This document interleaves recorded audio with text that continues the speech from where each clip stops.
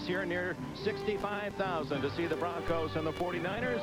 San Francisco is 4-1, a touchdown favorite. Denver somewhat desperate. If they lose, the defending AFC champions will be 2-4. Welcome aboard, Dick Enberg with Merlin Olsen. The 49ers won the toss and will receive Rich Carlos to kick it off for Denver and White. John Taylor and Doug DeBose are deep for San Francisco. Taylor, number 82 on the far side, returned to punt 77 yards for a touchdown against Detroit last week here at Candlestick.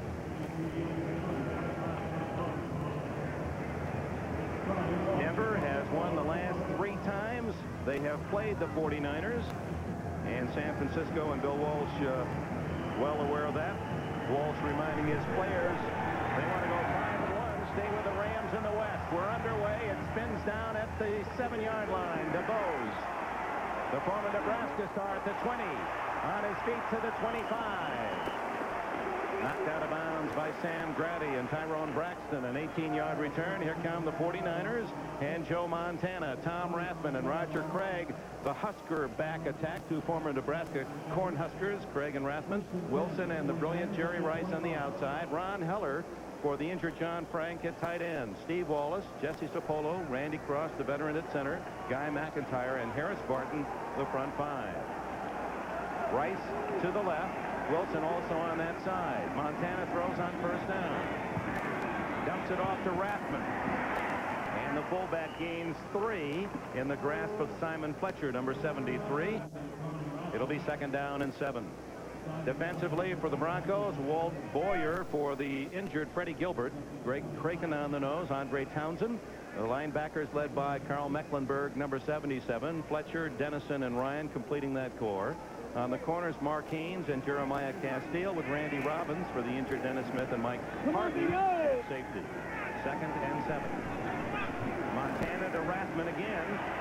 And Castile comes up from the corner to make the hit at the 32-yard line. It'll be shy of a first down by 3. Dick, one of the things you do not want to do in this game is tackle Rathman high. You'll have a headache that will last for hours. He is a bull of a back, great power, is a fine blocker. He's one of the main reasons that this San Francisco rushing attack has been so effective so far in 1988. A terrific compliment to Roger Craig, number 33, who leads the league in catches with 35 and is the leading rusher for the 49ers.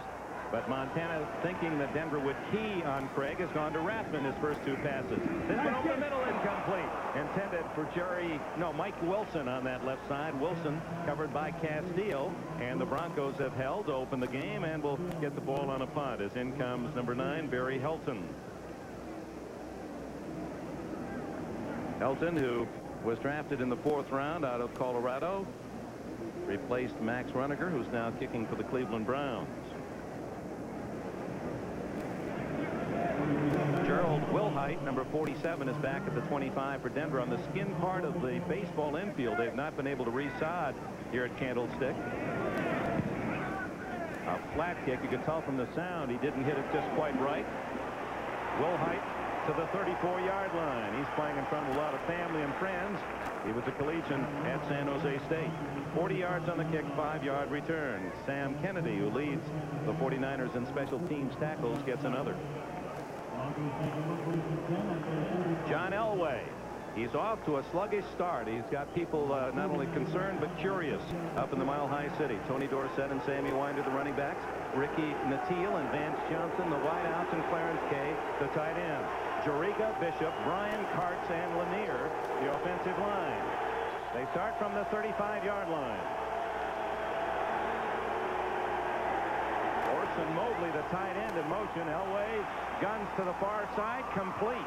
Vance Johnson rolled out of bounds at the 46-yard line. It's a 11-yard gain and a first down for Elway and the Broncos. San Francisco corners tend to play you a little bit loose. Elway's arm makes that dangerous. Larry Roberts, Michael Carter, perhaps the best nose tackle in football, Kevin Fagan. Charles Haley, he likes to rush the passer. He's a Fred Dean type. Ricky Ellison leads in tackles. Michael Walder and Keena Turner. McKyer and Griffin on the corners. Fuller and Lott, 2 hard-hitting big safeties. First down, Elway. The quickie is to Johnson on this side, and he's wrapped up immediately by Don Griffin, number 29. The message from Elway very quickly: if you're going to give us room on the outside, we're going to take advantage of it. Elway dropping quickly. And Dick, you talked about the speculation about Elway. Why is he having so many troubles? The first question you ask is he physically all right? You know his arm is all right the way he's whipping that football, but he is not running as well or escaping as well from traffic so far in this year. Just 2 yards on that last play. 2nd and 8. 4 plays, 4 passes. Elway down the middle, incomplete to Clarence Kay, the tight end, in a crowd of red-jerseyed 49ers.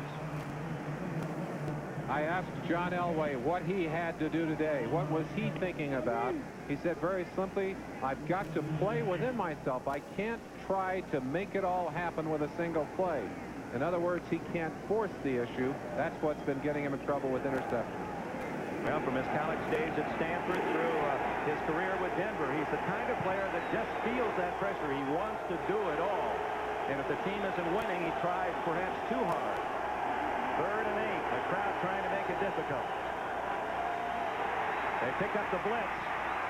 And is it good to Sewell? He comes up with the ball shy of a first down at the San Francisco 44-yard line. I think they may have given him a little extra on that mark.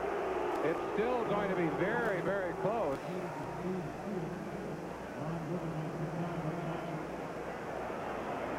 Really a tough call in a sense of where that ball ended up. Very close to a first down, and they're bringing the marker in from the sideline. Remarkable catch by Sewell with the Broncos. Rick Massey, you heard on NFL Live, staying in Denver with his problems. They have only 3 wide receivers, and Sewell will be performing a lot in that capacity. Here's Ronnie Lott on the blitz. One of the reasons that play was successful was that Lanier, number 76, one of the fine pass blocking tackles, able to stop it. You'll see Sewell coming across the top of your picture, and watch this great catch with all kinds of pressure from Griffin on his back. Generous spot, and it is a first down for the Broncos. 4 straight passes for Elway, and he's back to throw again. Underneath to Kay, the tight end, and he's toppled close to another first down at the 34. Griffin and Michael Walter making the tackle. Clarence Kay went down in the opening game against Seattle, a bruised spinal cord.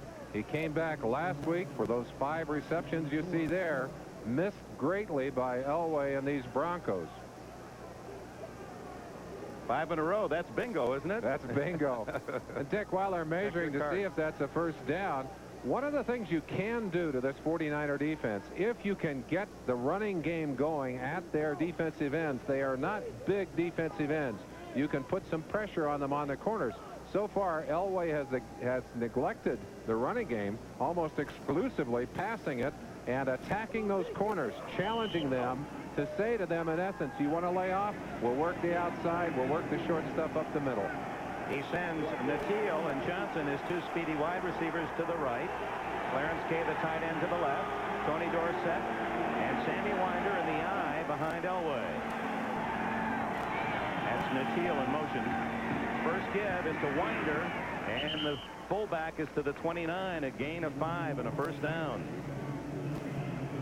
Sammy Winder has never really gotten the kind of accolades, in my estimation, that he has earned. He's not the guy that's going to get the big yardage for you, but look at that average, 5.2. He's as tough and hard-nosed a runner as there is in the league, and he made good yardage on that play. And he's been Denver's top rusher each of the last 6 years. Won't be this year, at least at this stage, with Tony Dorsett getting the call more often. First down play. Elway going for 6 points. It is intercepted in the end zone by number 22, Tim McKyer. And do they call it an interception? They're going to give it to him. Yes. A great play by McKyer. The plan, obviously, to test the corners early and then to go deep. That ball, underthrown by Elway, was picked off just off the shoe tips. Watch this diving catch by number 22, McKyer, just before it hits the ground. What an athletic play. Well, Vance Johnson didn't have a chance. McKyer's second interception, he and Griffin, of course, were 2 players that signed very late in the summer. And McKyer coming into form. He's from Texas Arlington, drafted in '86, as was Griffin. I think they're reviewing that play upstairs, Dick. They may have questioned whether it was actually a catch or not. Maybe we can go back and take another look at it, as McKyer had great position, forcing Vance Johnson to the outside, keeping him away from the football, and then diving for that catch at the last second. Elway's problems continue. His 10th interception. He has only 5 touchdowns. Now let's take a look. Does the ball hit the ground? Looks like he cradles it neatly. No, I didn't see the ball touch the grass. On further review, players rule as called on the field. Touchdown. First down. Great job by McKyer, and you heard he did catch it without question. It did not. He had his arms underneath it when he took the ball. He then rolled over and cradled that football on top. Replay officials seeing it as we did. It is the interception. Craig loses 2. Whoa. Good defense. Robbins coming up from safety, and Mark Haynes playing it tough against the run at his left corner spot. Robbins comes back out of that stack limping a little bit. San Francisco so tough to defense because they can run and they can throw. Montana, there goes Robbins off the field, and boy, this is a problem that continues to haunt the Broncos, as they have had trouble keeping healthy defensive backs on the field. Robbins for the injured Dennis Smith, so Steve Wilson, 45, comes in to replace him. Here's Rathman with a huge hole. Rathman all the way to the 38-yard line, and San Francisco's initial first down.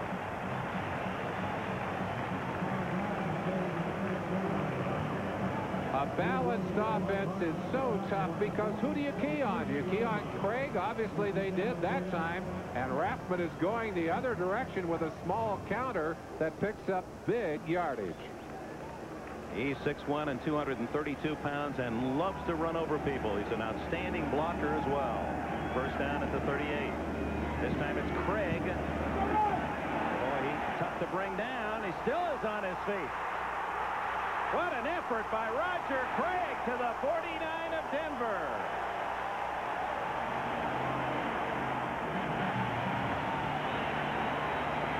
That kind of second effort will just give you goosebumps. Watch Roger Craig refuse to go down on this play, and I think the Denver Broncos are expecting a whistle. You don't get a whistle until a man stops moving. Roger Craig refuses to stop moving, picks up an extra 8 yards, running out of a third tackle there. Great power. He's a brilliant player, leading the team in rushing and receiving again. Now it's Rathman as they run straight ahead at that Denver defense. No score here midway through the first quarter. Let's go to New York. Here's an NFL update with Gail Gardner.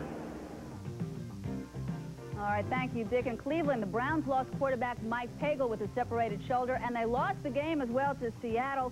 Seahawks' Kurt Warner, 97 yards rushing on the day. Their only touchdown from a yard out. The final was 16-10 Seattle. Let's go back to Candlestick. So the Seahawks, that's a score of interest to Denver fans, and Rulon Jones, who has been sent back a notch to the second string as far as the defensive end is concerned, gets himself an easy sack. That's not a sack, that's a baggie. Montana fell down, and all Rulon had to do was touch him, didn't touch on him, and I don't think that's the kind you want to celebrate over. Coach Dan Reeves of the Denver Broncos. He has called this a very serious afternoon in San Francisco. He said, we just can't afford to go 2-4 this early. On 3rd and 15, Montana. Knocked down by Simon Fletcher, number 73. So the 49ers, despite 2 outstanding runs by Rathman and Craig, will have to give up the ball. Montana is at his best when he's in the flow of the game. He's a possession kind of quarterback. When he can get you second and short, when he can have the advantages, he is almost impossible to stop. But on 3rd and long, he's a little bit vulnerable. And you saw that ball batted away by Fletcher, using that good height to take advantage of it. Elton to kick. Will Height back for Denver at the 10.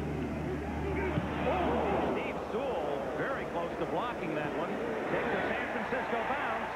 And Wilhite with a block on the first 49er down. Sidney actually gave Denver 20 yards. That was a 20-yard block. It was Sidney coming to the outside and leaving his post right behind the center, who almost caused a problem there. They took one of the men out of coverage, brought Sidney outside in motion to send him upfield. He almost made the big play, but of course that's legal to block as long as you don't show fair catch. If you show fair catch, then you're not allowed to block down there.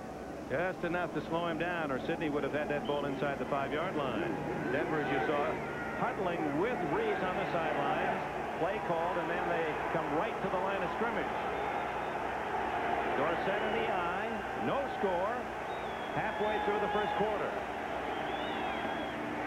It's Winder again, and he's to the 24-yard line. Trying to establish something up inside, and that's dangerous turf. That's Michael Carter's turf. You see Fagan up off the ground. Carter at 285 pounds, playing much lighter than he did in the past. Last year it was said he got up as high as 320, although his official weight about 310. But I'll tell you, he is a monstrous force inside, working on Billy Bryant, veteran center for the Broncos. Silver medalist in '84 in the shot put. Sam Grady was a gold medalist. He's the man wide to the right, number 83 for Denver. Elway is dropped for a sack at the 18. Jeff Fuller coming in on a safety blitz. The 49ers pulled all the stops last week. In fact, the last couple of weeks have been coming with a whole variety of blitzing packages. And this is something that Elway has been able to get away from. Traditionally able to escape this kind of pressure. Not so here. You saw Fuller from the right-hand side coming in for the sack. 11th time this year that Elway has been sacked. Brings up 3rd down and 13. Elway out of the shotgun. Ronnie Lott moving up on the line of scrimmage. We welcome Kansas City and Houston. A long pass downfield, incomplete. Elway trying to hit his tight end, Clarence Kay, on a 3rd down pass, and so that brings up the punting team. 4th down and 13, no score. We're 6 minutes and 10 seconds remaining in the first quarter here at Candlestick Park in San Francisco. So far, both teams really unable to get on track on offense. Both defenses coming up with big plays to shut things down. Mike Coran, who is the top punter in the NFL by far. His net average is 41-7.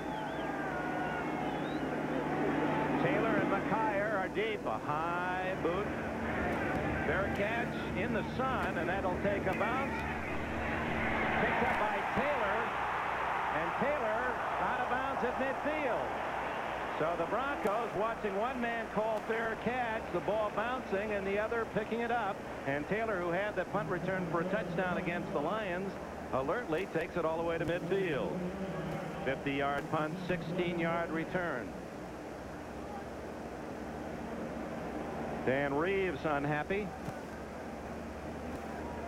They mark the out of bounds at the 48-yard line. We welcome those of you who have been watching the New York Jets and Cincinnati Bengals. 5:57 remaining in the first quarter here at Candlestick. No score. San Francisco with the ball at the 48. Montana down the middle. Jerry Rice to the 25-yard line. This is the deepest penetration by either team in the first quarter. 27 yards on the play. What an incredible receiver Rice is.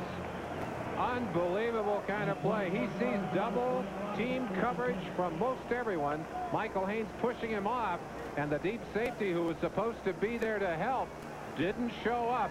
And Jerry Rice, who is the strongest receiver in the NFL, shows you some great running after the catch.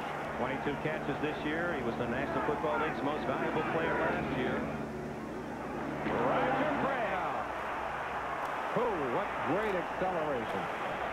Randy Robbins back in the game after limping off earlier, able to run him out of bounds after a 5-yard gain. Is there a better conditioned athlete in the NFL, Dick? Boy, did you see him yesterday? He could pose for muscle modeling He's lost 10 pounds. His coach, Bill Walsh, says that he is one of the few players he's ever seen. He laments the last day of practice every year. He just loves to play football. Lost 10 because he's been moved from fullback to halfback. Works out 3 times a day in the off season. Now that's dedication. Second down 5. Rathman, the fullback, and Carl Mecklenburg is there to say hello. Carl Mecklenburg playing with a cast on that right thumb, a Bennett's fracture on that right hand, and the big cast has been a bit of a problem for him. Stopped him, he said last week, from making a couple of tackles. But Mecklenburg, and you'll see him inside, 77, right in the middle of your picture. Watch how quickly he diagnoses the play, gets up inside, and boy, he just looks like a bulldogger coming up in there to take down a very tough Rathman. Bill Walsh, high in his praise, the San Francisco coach, of Mecklenburg's talent. Called him one of the very best in the league. Third down 3. Little misdirection, but Craig caught from behind. The play made by 99 Sean Knight, second-year man from BYU. And so the 49ers will have to go for the field goal. Knight, who is larger than most of those defensive linemen. This has always been an undersized Denver defense, and they've tried to bulk up that front 7 over the last few years. They're hoping that Knight will help them to do that, because they're having some trouble when people run right at them. They have problems. Mike Cofer, 8 for 13 this year. This is a 37-yard attempt. Montana to hold, and San Francisco has the early lead, 3-0. 3 minutes, 42 seconds remaining in the opening quarter. The 49ers by 3. San Francisco's Candlestick Park. The 49ers leading 3-0. And this kickoff is sponsored by Budweiser, the king of beers. Mike Cofer, who just nailed a 37-yard field goal. And at the other end for Denver, number 84, Ricky Nattiel, and Ken Bell, number 35.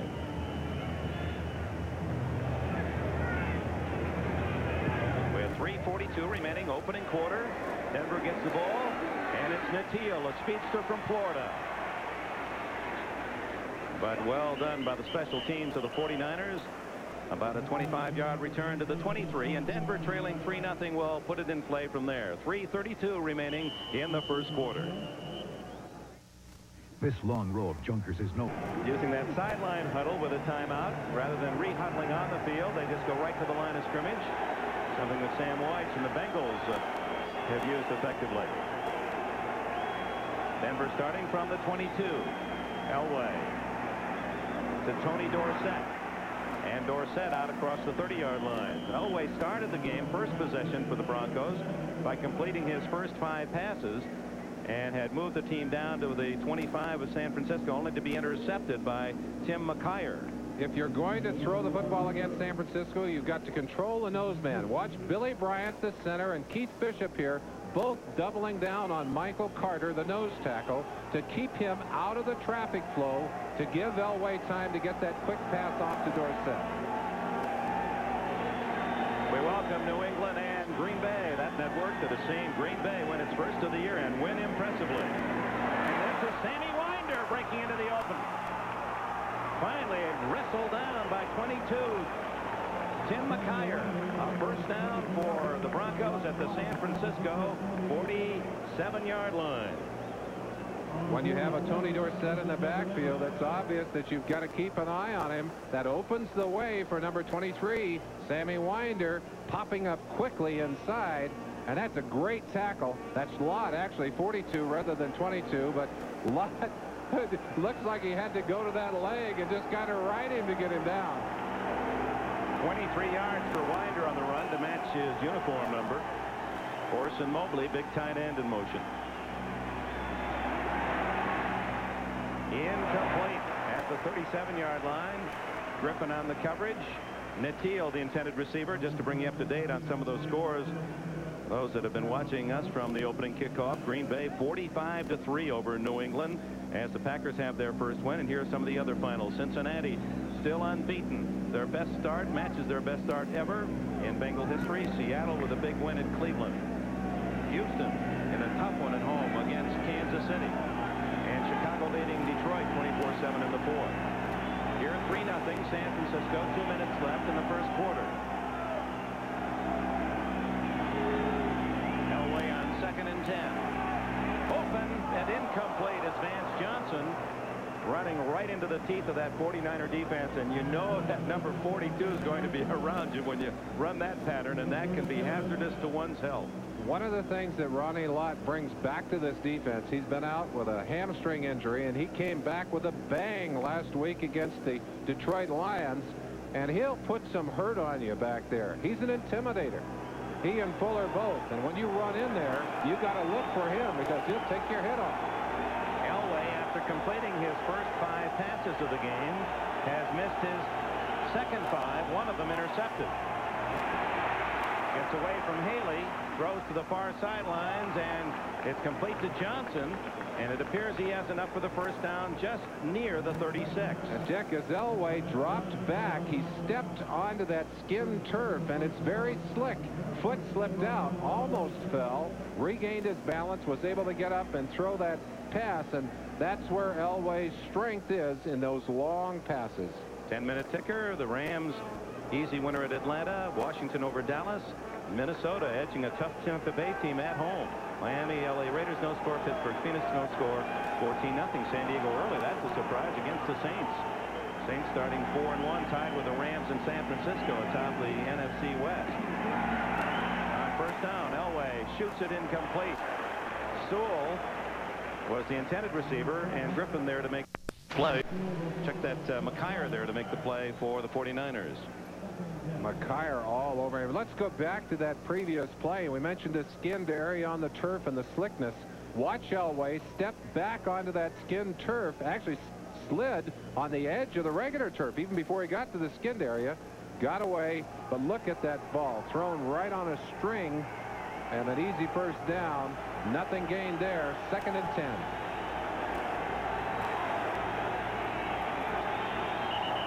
Michael Carter. Centers, smart centers, working on an eager nose tackle, occasionally just squeeze the football a little bit. 95 defense, 5 yards, still 2nd down. Well, he's a great player. Carter from SMU, 4 times the NCAA indoor and 3 times the outdoor shot put champion from Dallas high school system. He is 6'2" and 285, might be a little heavier than that, but boy, can he charge off the ball. Well, he's about 285 right at the moment, but he is an explosive, that explosion that you need to throw his shot, he uses to explode off the line of scrimmage. 2nd and 5. Good protection for Elway underneath to his tight end, and a first down at the 23-yard line. Another catch for Clarence Kay, who blocked for Herschel Walker at the University of Georgia. You can see why they've missed Clarence Kay so much when he's been out with an injury. He is not only a great blocker, but he has turned himself into a fine control receiver, and he's strong with that football after he catches it. He'll turn upfield and run right over people. Dorsett out. That leaves only Sammy Winder in the backfield with Elway. It's a good drive for Denver.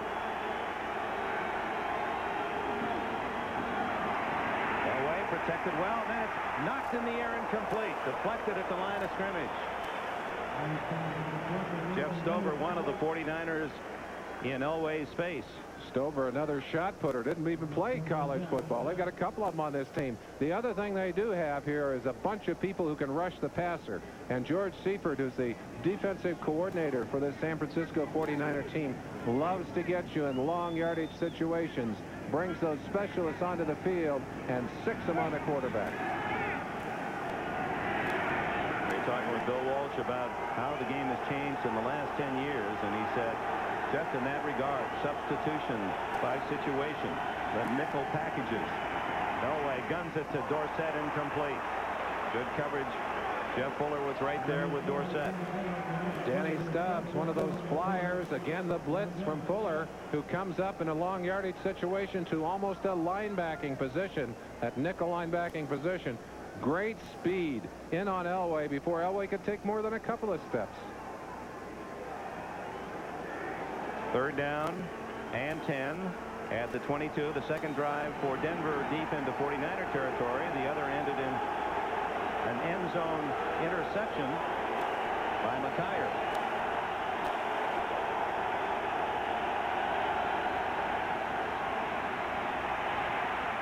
Elway, complete to Vance Johnson at the 10-yard line.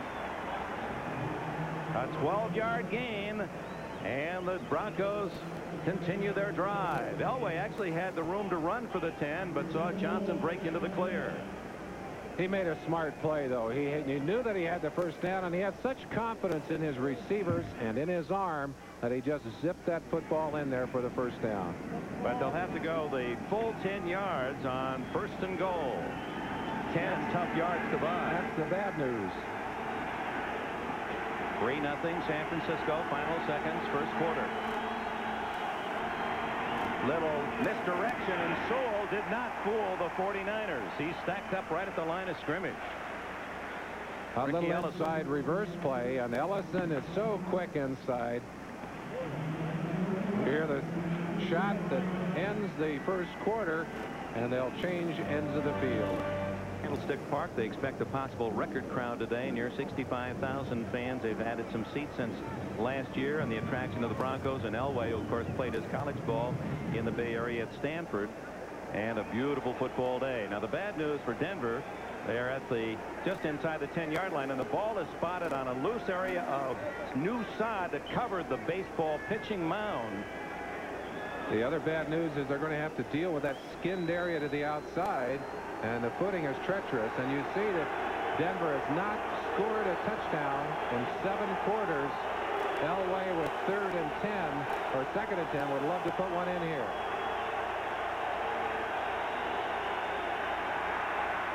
To Natil, and broken up nicely.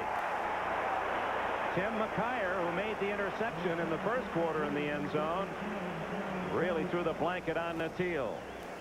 Absolutely a brilliant defensive play. Watch McKyer concentrating man-to-man. He just takes a quick peek and then goes up high right through the hands of Ricky Natil to take that football away from him. That is a fine, fine man-to-man defensive play. So 3rd and goal for Denver. Johnson to the left. Sewell to the right. And so is Natil far right. Blitz. Lott coming on the blitz to throw to Sewell. Oh! Can't quite juggle it in. Had his hands on it twice, but couldn't pull it in. The same kind of blitz that Ronnie Lott used last week to sacrifice or to knock down Chuck Long. He timed it out. He didn't quite hit it, but still got great pressure in there. But Sewell had a chance at it. Bounced it, as you said, Dick, and almost controlled that football. Rich Carlos, who had a busy Sunday at San Diego last week, 7 field goal tries, made 4 and missed 3 easy ones, gets a 27-yard attempt to tie. He missed 2 off the skin turf in San Diego, so he's glad that at least he has some grass to kick off here. And the game is tied as Carlos, who has missed only 3 all year, is now 11 for 14. 3-3 early in the second. To you by Mazda and the exciting... The Denver Broncos on a short field goal have tied it at 3-all, and now Carlos will kick it off. Taylor and DuBose at the goal line for San Francisco. It's a short kick. DuBose at the 15. And out to the 30. So a short Carlos kick, 15-yard return, and San Francisco in business at their 30-yard line. And a timeout.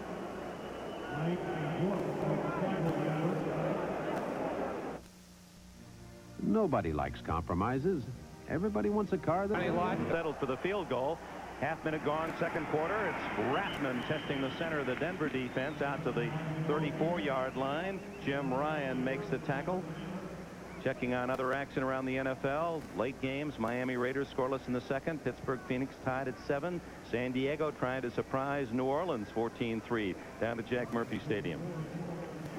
And here it's 3-all. Bill Walsh and Dan Reeves, the 49ers and the Broncos, with 14 minutes left in the half.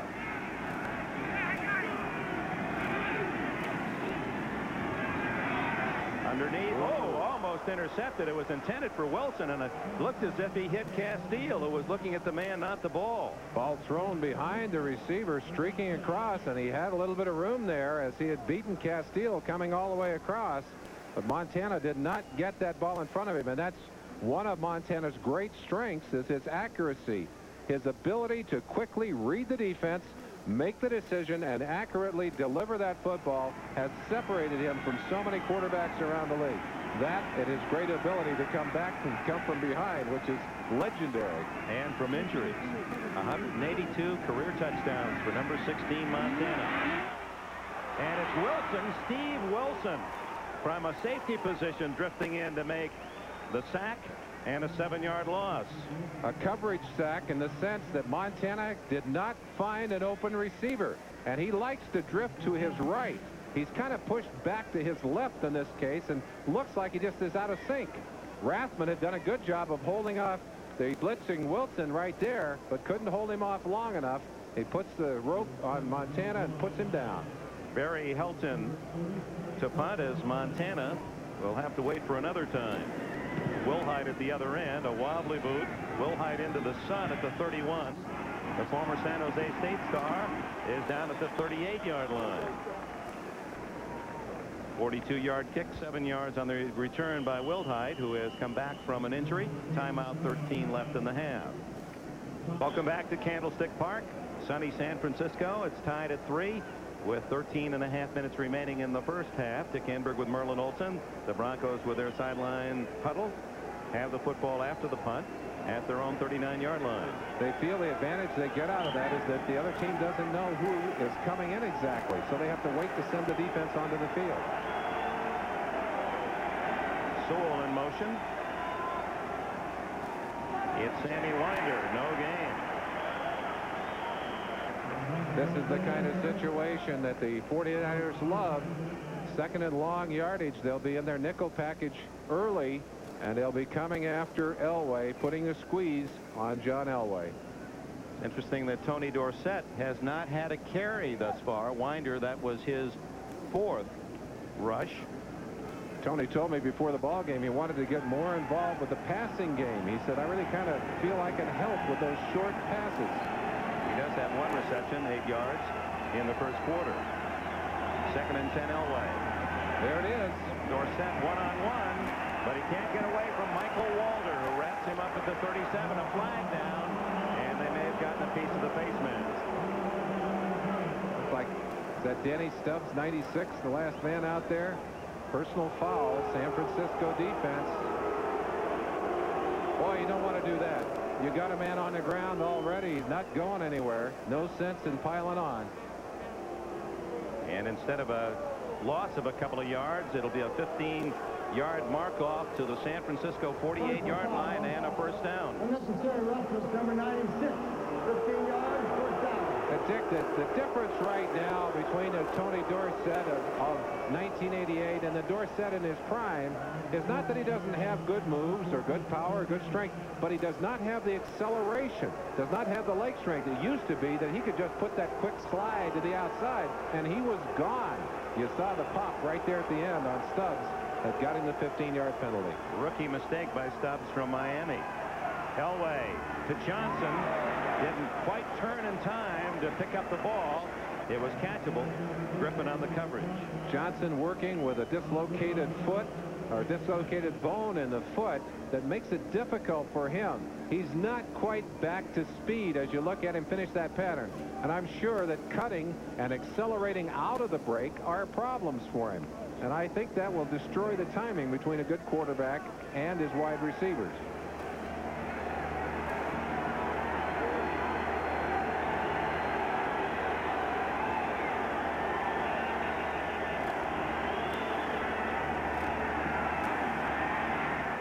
Has a man open, and it's a first down at the 37-yard line.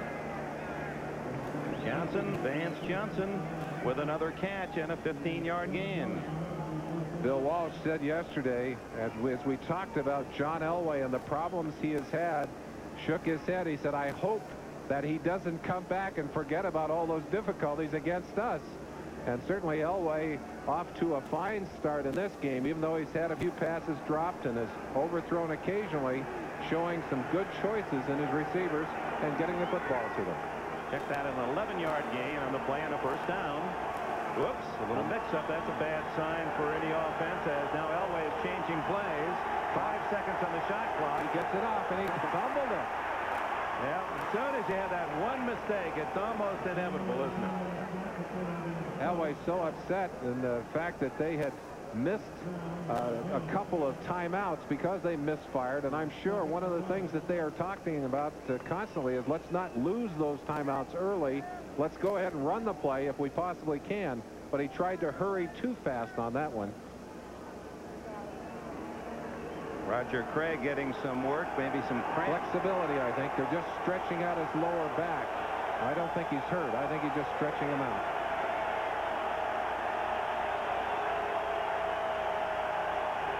Second down. Elway working from the skin part of the infield. They'll start siding tomorrow. Underneath to Kay, the big tight end, gets a couple of extra yards with second effort as he fought out of the grasp of Charles Haley and gets it to the 28. A couple of big bulls working on each other. Haley, both of these teams, Simon Fletcher and Charles Haley, both lineman turned linebacker. And Haley has become a most proficient outside linebacker. Great blitzer, good pressure on the quarterback, strong at the point of attack, and is showing you there that he can run with the receiver as well. Third down, it's a long one, actually closer to 2 yards. Both Winder and Dorsett behind Elway. In trouble. Dumps it off to Kay. Nope, they said he was in the grasp and control. Elway back at the 44. Michael Walter got him.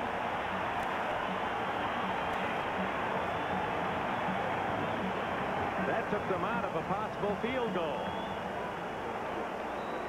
We talked about the fact that Elway not escaping as well, and so many times over the years as we have watched Elway get away from situations like that and marveled at his ability to escape the pressure, has not been able to do that so far in 1988 with great regularity. He can still do it occasionally, but that's the kind of thing that he used to get away from almost without fail. You think that's just age and all those? I think maybe just the pounding is catching up with him, Dick, and he's losing a little of that great speed that he had.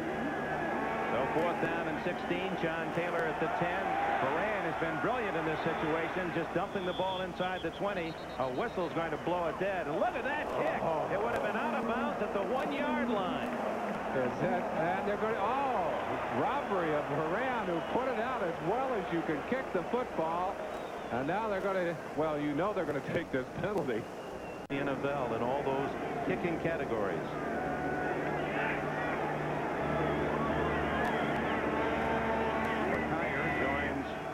Taylor, make that Griffin back.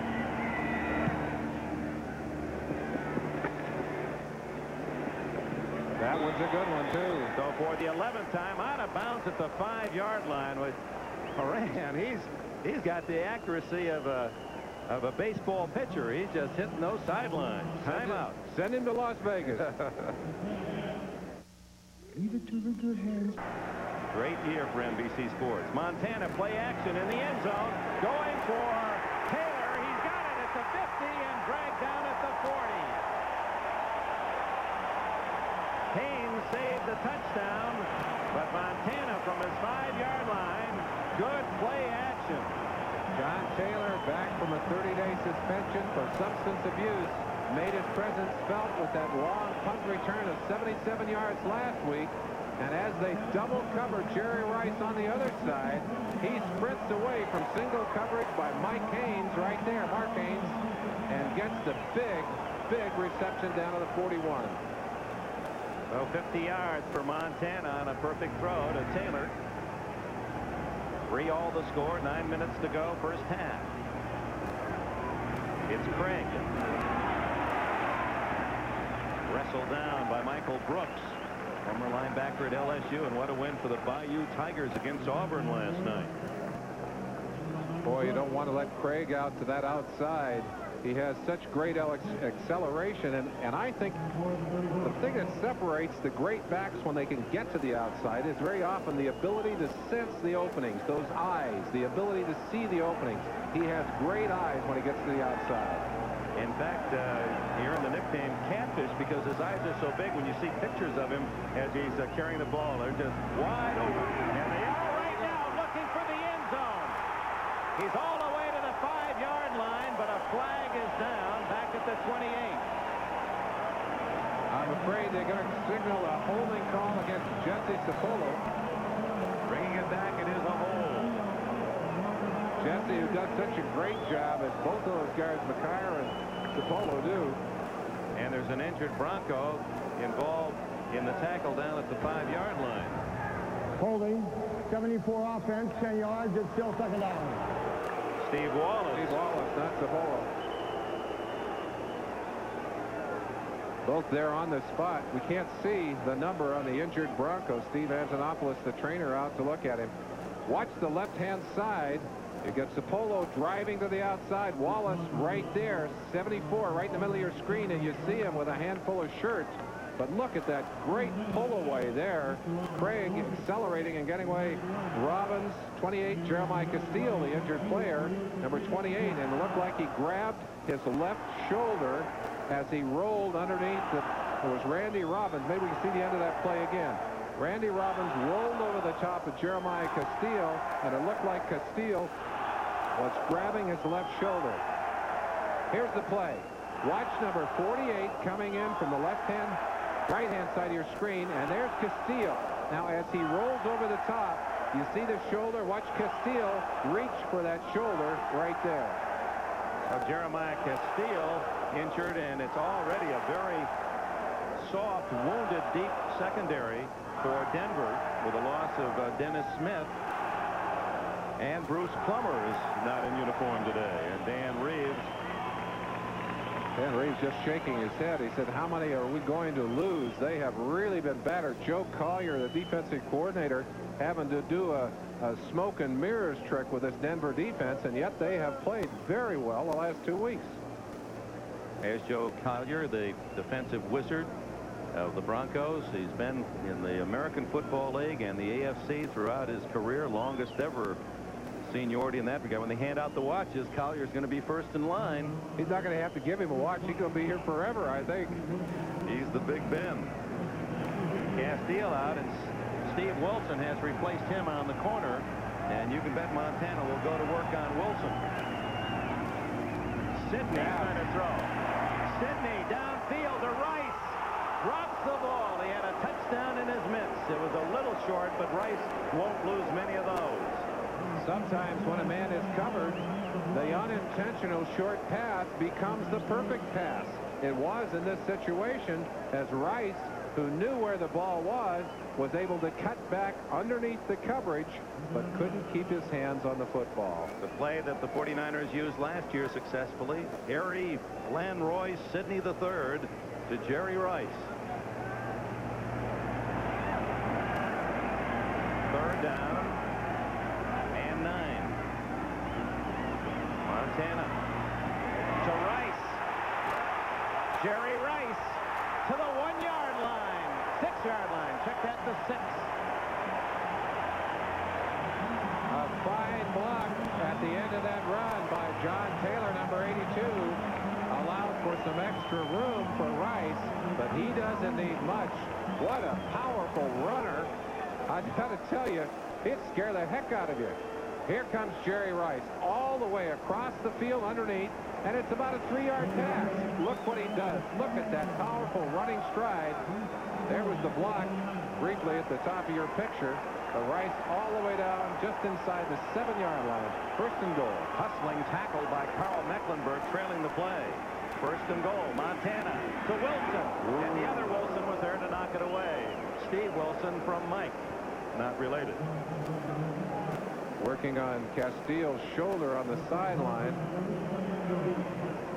A reminder, our viewers will have the Budweiser Most Valuable Player in today's game. That'll be announced at the conclusion.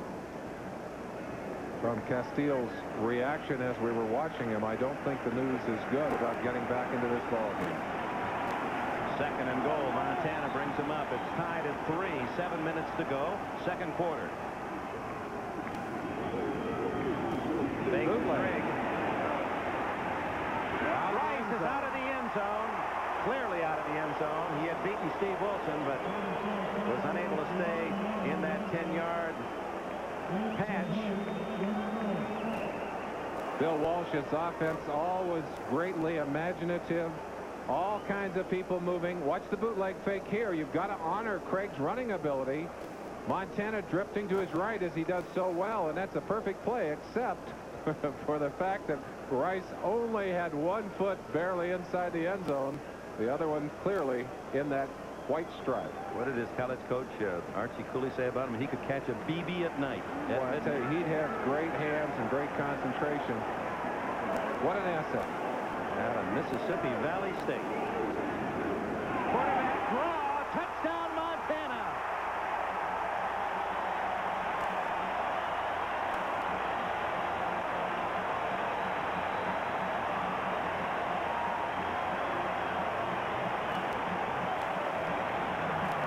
The 2 plays that I feared most as a defensive lineman were the quarterback draw and the quarterback rollout.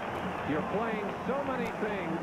As you see Joe Collier just shaking his head and saying, hey, you got to look for that quarterback coming up inside. But you've got Roger Craig blasting outside. You've got Jerry Rice coming on one side. And all of a sudden, room up the middle. Koffers tried for point, a high snap, but a good hold. As Hilton, the punter, or second Young, the backup quarterback Steve Young spots it, and the 49ers lead it by 7.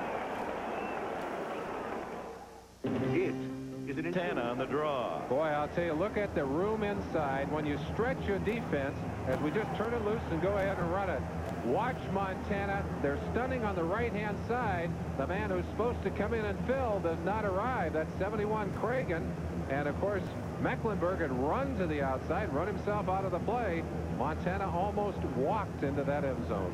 So Montana, who started the drive with that pass from his own end zone, 55 yards to Taylor, and completes it with a 6-yard draw as they go 95 yards in 8 plays. Horizon to horizon. Here comes Natil, feeling his way to the 20. And the tackle by Jim Fawnhorse, 55 of San Francisco. You don't get many of those 95-yard drives for scores, but it was Montana with big plays, 55 yards to Taylor. Then that pass to Jerry Rice on 3rd and 9 was good for 33 yards. And then on 3rd and goal, the draw works perfectly. Jeremiah Castile back to the dressing room. X-rays on the shoulder is the word. No official announcement beyond that. You like this idea of the sideline huddle? I think it's a good one. I don't think you lose anything, and I think you gain a little surprise element, at least a few seconds timing, and the defense very often will respond by calling the defense audibly, but it may make a difference in the personnel out there. So, yes, I like it.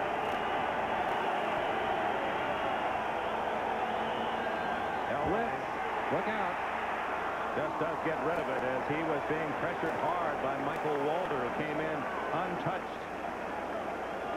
One of the things that Dan Reeves worried about was their ability to pick up the wide variety of blitzes that would be thrown at them by the 49ers today. And, of course, that particular play stressful as they were not able to pick it up.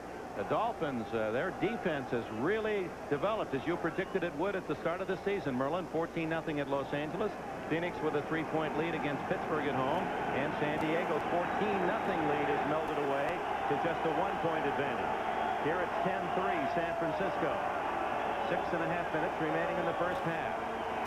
2nd and 10 for Elway. Lots of time, and then from behind. Brought down by 94 Charles Haley. 3rd sack of the day on Elway, as Haley, who has proven to be a most effective sacker and blitzer, able to streak in and then just reach back as Elway's trying to run out of his grasp. Watch the way he just leaps out and grabs Elway by the back of the shirt. Looks like he's out of the picture. Look at him right there. The back of the shirt. That's the clothes hanger there. pulls him down from behind. So a half dozen sacks for Haley on the year to lead the 49ers. 3rd and long.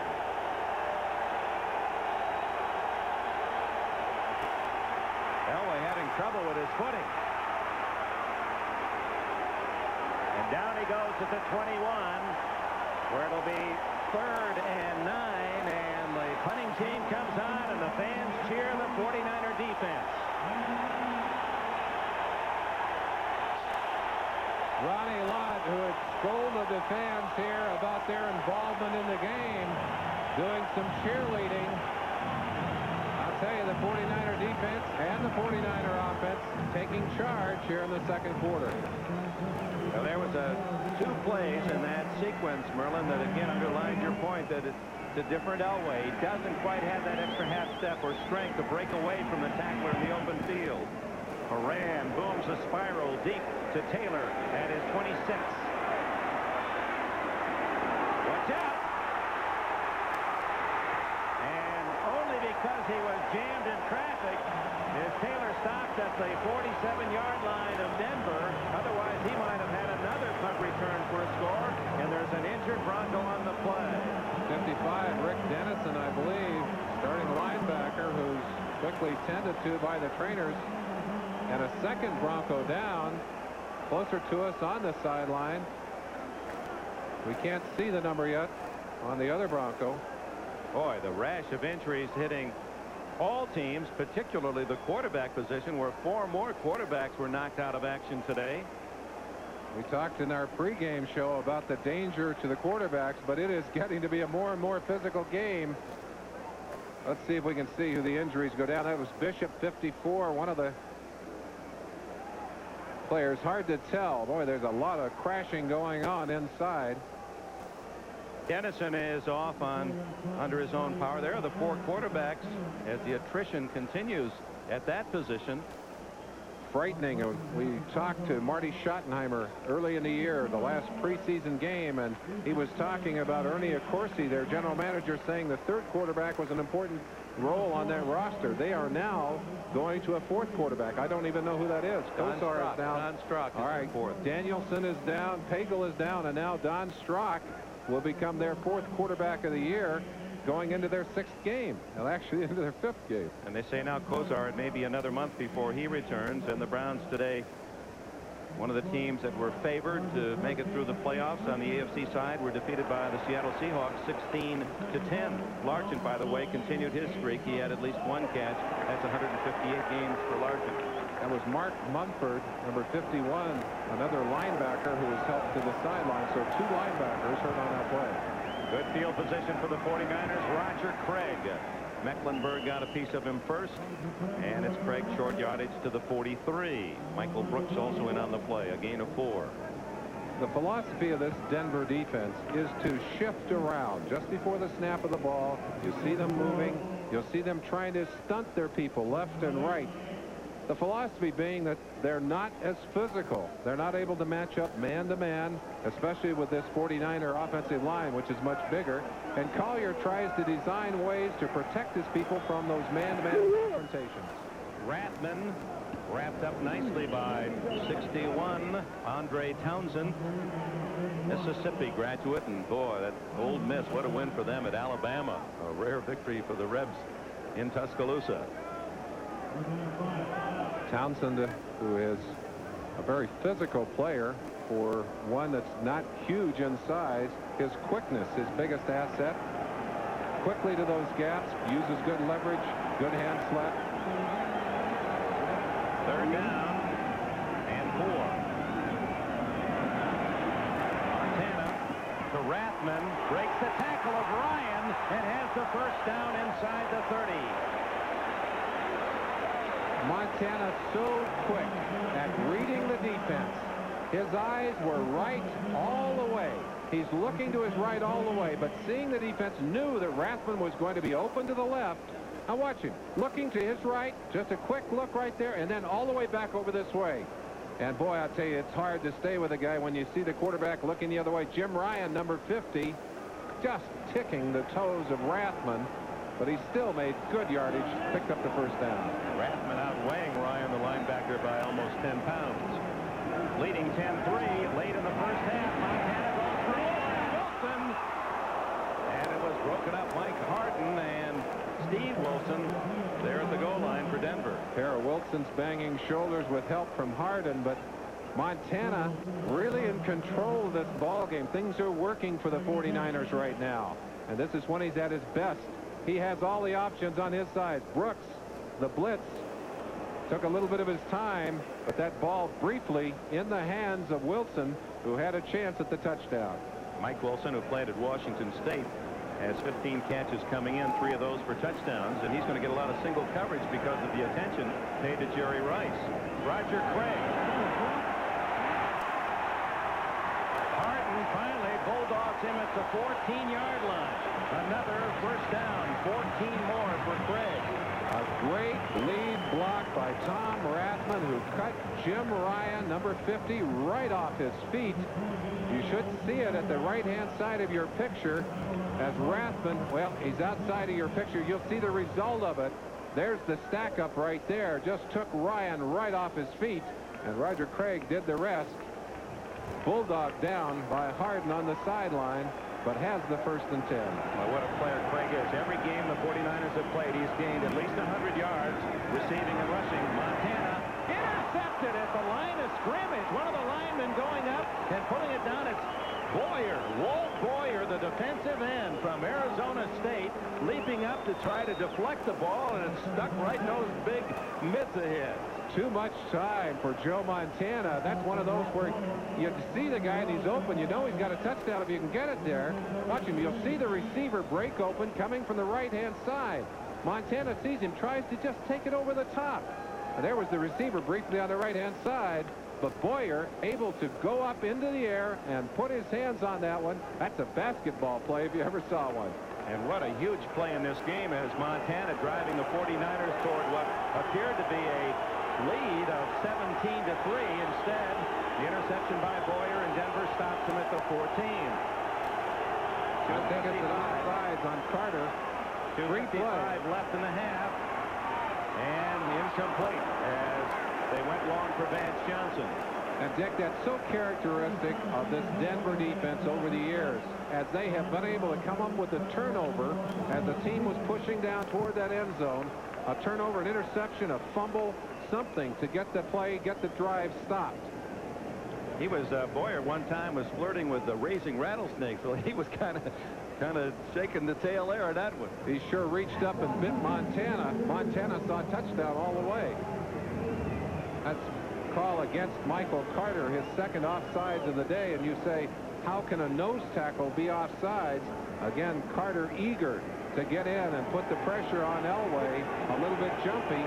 Maybe Billy Bryant, who's a veteran of many campaigns, put a little squeeze on that ball to get him moving. You know well, you had your nose right there many a time, right over the center. Draw play to Dorsett. Out to the 23-yard line, short of a first down. Tony Dorsett, now number 2 all-time in NFL rushing, behind Walter Payton. He leads the Broncos with 345 yards on the ground, and that's 2nd best in the AFC. And there are the numbers as he has passed Jim Brown and Franco Harris into the runner-up spot to Payton. Got a little stretch to catch up with young Walter. Walter might come back and play again. Yeah, if he gets close, he might do it. Dorsett actually older than Walter, isn't he? That's right, he is. Dorsett, and a flag goes down as he was stopped right at the line of scrimmage. Maybe a yard gain. Larry Roberts, number 91, who played at Alabama, in to make the tackle. They can ill afford that. It comes with 2:01 remaining in the half. Would have been 3rd and short, very short. I'm sure they'll take the penalty, would make it about 2nd and 12, moving Denver into extremely long yardage and allowing George Seifert to put his pass rushing specialist out on the field. Now, you talked about the injuries on the NFL Live show today to quarterbacks and a lot of theories, and you offered your own. And the defensive packages now, anytime you're looking at 2nd down and more than 6-7 yards, you're going to see the extra defensive backs and those big safeties that play at a linebacker position. Is that part of the problem? Certainly is. You've got some people who are so capable of getting that real speed rush on a quarterback, of coming with incredible speed and slam them down. Charge, timeout, San Francisco. San Francisco going to use a timeout at the 2:01 mark. It's an interesting call. What you're saying then, Merlin, is that the advantage when you get let's take a guy like Ronnie Lott. You see 42. When he's able to move up near the line of scrimmage and just charge full speed and that quarterback doesn't see him, someone has to be hurt, and the quarterback absorbs all the blow. He's taking some real shots, and it's very difficult now when you can move as many people up and get those rushers or blitzers coming from so many different directions. It's hard to devise a package to protect that quarterback completely. And of course, he is totally vulnerable when he's back there to throw the football. I don't know, and I said it earlier today in our pregame show, how you can protect that quarterback more within the framework of the rules without making some kind of dramatic change.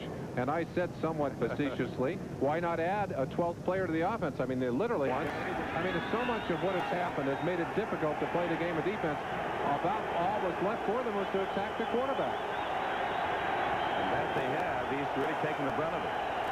So after the holding penalty, second down, Elway, is there a flag on that? Yes. Yeah, that was an early hit, or at least it appeared to be. Natil applauding the call, but you saw the pressure. Lott coming on the outside, and that's exactly what we talked about. Return, defense, number 21. Eric Wright, an extra defensive back, former starter. A little too quick in his hit. Let's see it. Here's the isolation, and you'll see the bump before the ball arrives. Natil driving right off, and there it is without question. Now the defender is allowed to touch that wide receiver, but he cannot change his direction at all. And there's the 2-minute timeout with 1:50. Elway, who completed his first 5 passes, has hit only 6 of 18 cents. And he's under pressure again. Throws it right in the hands of the 49ers. Tina Turner at the 35-yard line. Orson Mobley made the tackle. That's the kind of play that's gotten Elway in trouble all during this 1988 season. The pressurized throw, the bad choice, the kind of pass that's not going to get him out of trouble, that's only going to get him into the soup. His 10th interception of the year against just 5 touchdowns. Actually, his 11th. 11th. He's got an earlier one today. That's 11 for him. And boy, those numbers just continue to mount. He's got heat right here, just trying to make the big play when it's possible that all he could have done or should have done is just gotten a little bit extra and gone to the ground. So from the 34, they mark it. San Francisco, after losing the ball on the interception deep in Denver territory, it's Rathman plowing to the 29-yard line. 1:42 and the clock running. Remember, San Francisco used 1 timeout just before the 2-minute warning. Tina Turner, so important in this game, has come back off severe and strong knee surgery. Still having some trouble with that knee, but very effective as a leader and the linebacker. Montana to Rathman in the flat. Good open field tackle at the 27-yard line by Randy Robbins of the Broncos. And time is called by San Francisco. That is their second timeout with 1 and 2. Montana hit as he throws. Rice can't get it. Jerry Rice streaking clear in the end zone, and Montana was leveled as he released the ball. And he's still on the ground, and boy, that is the kind of blow that has put out a lot of quarterbacks this year. From the blind side, number 75, Rulon Jones, who had 1 sack earlier in this game. Oh, it's not Rulon Jones. Rulon coming from the other side. It's Randy Robbins, who came up with that big tackle earlier. That's what we're talking about here. That's the exactly defensive right. back in clean, unprotected the quarterback, and he has to take that blow. Steve Young to hold for Koper. And this will be a long one, 43 yards. Some breeze out there, too. Uh-oh. And a problem. Although Young, a fine runner. Let's see if he can make something out of it. Cannot. He's out of bounds at the 31-yard line. So Denver on the muff snap saves another 3 points. So they have been dodging bullets. The Broncos here late in the half, as Montana was intercepted on a little soft pass by a defensive lineman, and now the execution on the snap. Snap by Cross, the center here, and let's see, just out of the reach, looked like it was off to the left, and Young, who has excellent hands, pulled down a high one earlier trying to find a receiver, and that's when you call, hey, Geronimo, something, get somebody downfield. Nobody responded, and you practice that during the week, but nobody got out there for Young. So Denver, with 1 minute 3 seconds remaining in the half, gets another chance to cut into the San Francisco lead. A little shovel pass to Gerald Wilhite out to the 43-yard line. That'll be good enough for a first down. Jeff Stover made the tackle, 11 yards on the play. No huddle, 50-49. You see, that's the official clock.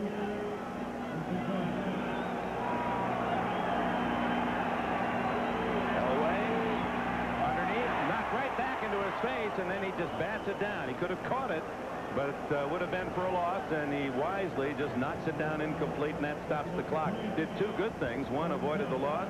Two, stopped the clock. 38 seconds to go. Most importantly, wants to avoid the turnover, and he's had a couple of costly ones here today to add to that total on the year that's getting a little frightening. At halftime, Len Berman, that's a yeoman job, while a lot of us were over in Seoul. Paul McGuire, I don't know, but I didn't get a report on him yet, and Gail Gardner, who was brilliant in Seoul, will be with us at halftime. Shovel pass again to Gerald Wilhite. Fool Michael Bradley. Good play. Actually, Stubbs. Danny Stubbs. Yes, 96. Danny Stubbs out of Miami, who does such a good job of rushing that passer. And that's what they brought him in here for. But he alertly has to bother him is the fact that they lost 3 of their offensive coaches. Not only Mike Shanahan, but Alex Gibbs, the line coach, and Nick Nicolai, who is also one of those offensive coaches. The 3 of them gone at once, I think, have really hurt this Denver offense. And Mark Jackson is one of his 3 amigos also. He's had, well, injury problems to add to that. 3rd down and 7 for Elway out of the shotgun. Down he goes again. And it's Stubbs, the rookie, with a sack, the 4th sack of the half, and Elway is getting up slowly. Boy, he was twisted on that one. Charles Haley from one side and Stubbs from the other. Outside pressure. They're coming in. They're just driving in on Elway. Haley from the right-hand side just pushes over the top of Juriga. Just drives him back. No chance.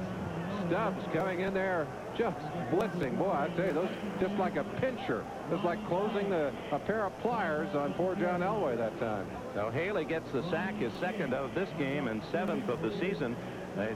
Elway not really protected well. Didn't have much time to search out a receiver.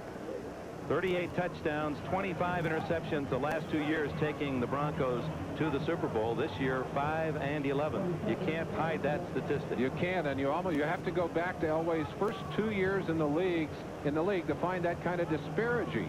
It was at a time when Elway didn't know what he was doing back there, was making bad choices and bad decisions. Suddenly, for whatever reason, he's pushing again. He's trying to force it, trying to make the big plays. He's making bad choices. It's showing up in the interception column. Here's Horan, the NFL's top punter this year, with Taylor back at the 23-yard line.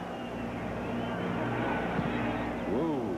That ball flattens out as it comes down at the 30 and down at the 29-yard line as the 49ers had a block on. 19 seconds left in the half. See if San Francisco will take a shot at a long pass to get into field goal range. Only 33 yards for Horan. That's got to be his worst punt, and the wind suddenly picks up, and he was kicking into it. Kicking into a fierce wind, and when the wind comes into this park, it tends to circle, so it becomes a dangerous wind, not only for the kickers, but also for the passers as well, because that ball tends to move around. Now, the 49ers lead 10-3, but could well have been in front 20-3 at this point. Walt Boyer, the defensive end, intercepting Montana at the 14 of the Broncos. Then Turner getting it right back for San Francisco, only to find the field goal attempt. Trouble on the execution of the snap and hold. So Montana looking for something to get in field goal range. Goes to Craig, who's knocked out of bounds out at the 41-yard line. 15 seconds left. Now, clock continuing to run. something's wrong there, because you saw the official call timeout with 15 seconds to go, but the clock continued to run. Jim Tunney, the referee, noting that immediately, and will make the correction. Brings down 6 seconds on the clock, 14 seconds remaining on the clock. 1-4-14. 14 seconds on the clock, please. And so it will be. Need to get down at least to the 30 of Denver for a reasonable field goal try. 49ers do a lot of good work downfield with their wide receivers, don't they? Jerry Rice will throw a block here as Guidry will come up to put Craig out of bounds. Guidry in there, I'm sure, because of that injury we saw earlier to Jeremiah Castile. Mike Kofer placed Ray Wershing, longtime place kicker of the 49ers this year. Kofer from North Carolina State. Denver defense playing very, very loose, so Montana will go underneath. And it's to Rice to the 40, tackled by Jim Ryan. 5 seconds. Why no timeout here? Do they use them? They apparently have. Yes, because they the clock have. runs out, and that's the end They have. of the first half. And a strange first half it was. Elway starting red hot, completing 5 for 5. Not the kind of numbers that you would expect if you looked on this scoring board. And as you said earlier, could well be that those points could be much, much higher for the 49ers. Roger Craig, the leading rusher, as we said, 42 yards in the first half. He had another big gain called back because of a penalty. And we'll have the start of the second half. Denver getting the ball first. And the breeze, which was not the kind of numbers that you would expect if you looked on this scoring board. And as you said earlier, could well be that those points could be much, much higher for the 49ers. Roger Craig, the leading rusher, as we said, 42 yards in the first half. He had another big gain called back because of a penalty. And we'll have the start of the second half. Denver getting the ball first. And the breeze, which was really non-existent at the start of the game, might be a factor in this second half. They're going to have to hold the ball on the tee. It won't even stay there. Look at those flags, and I think the breeze even more vicious at field level. The young ladies had a hard time with their flags. This kickoff is sponsored by Budweiser, the king of beers.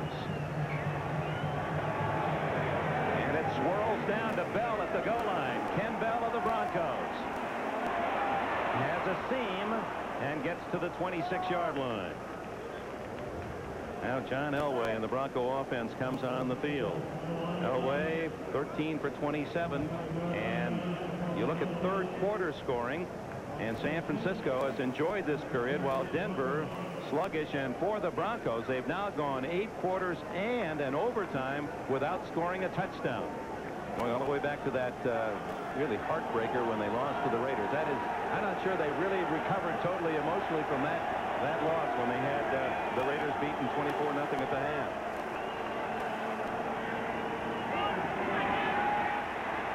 Elway buying some time on the rollout and steps out of bounds at the 31-yard line, a gain of 5. This Denver Bronco team has relied so thoroughly on the talents of John Elway to bail them out. Reeves always gracious in his praise of Elway, but there was like two offenses. The offense that would start with, and they'd run a play, and when it broke down, then you took over with Elway's offense. And it was often that second offense, the great improvising of Elway, that made the difference for the Broncos in the ballgame. That's right, Merlin. We heard it from coach after coach facing Denver. How do you keep Elway, contain Elway? He could beat you by manufacturing points. Sammy Winder dropped for a loss. Michael Carter, the all-pro nose tackle. Carter working on Billy Bryant, the center, and he is so quick to the gap, just sliding off and being there almost ahead of Winder on that play. 3rd down and 6, and so in comes that nickel package for the 49ers. You'll see it on the right-hand side of your screen. Number 95, all by himself, had dumped Billy Bryant on the ground to get the solo tackle.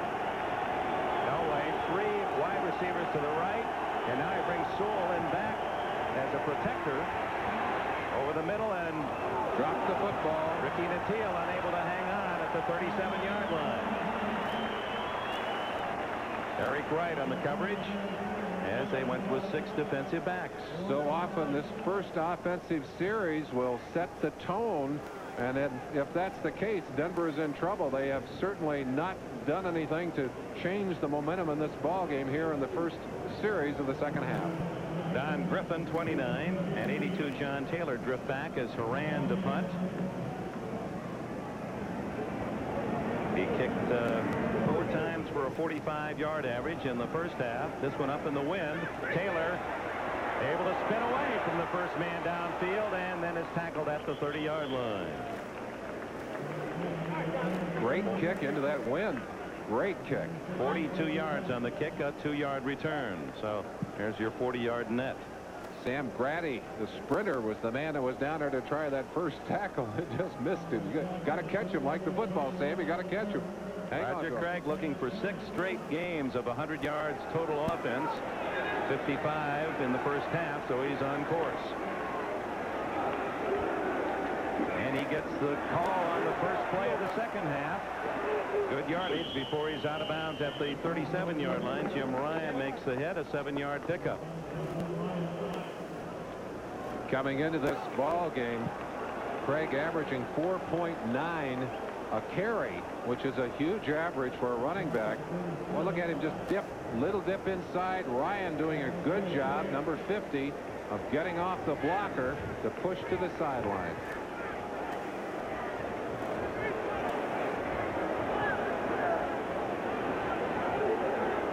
On 2nd and 3, Craig with a first down and more. Look out. All the way to the 48 of Denver. Acceleration and leg strength. Roger Craig just showing you both of those as he pulls out of a tackle and just pops through that opening. 15 more yards. He said, as a halfback, I have to be more patient, read that defense, and then react, not just react. Mecklenburg, who was the man who missed the tackle there. And there's Mecklenburg as he's taken out. Boy, it's got to be so tough. Look at that right hand with that heavy bandage. He's really playing one-handed. On first down after a 15-yard gain, Montana. Wide open, incomplete. Mike Wilson, and the wind really carried that ball, drifted it. And this is where playing in this stadium certainly an advantage. Montana and his troops know the tricky winds here, but when it's blowing like this, it's too tricky even for Montana.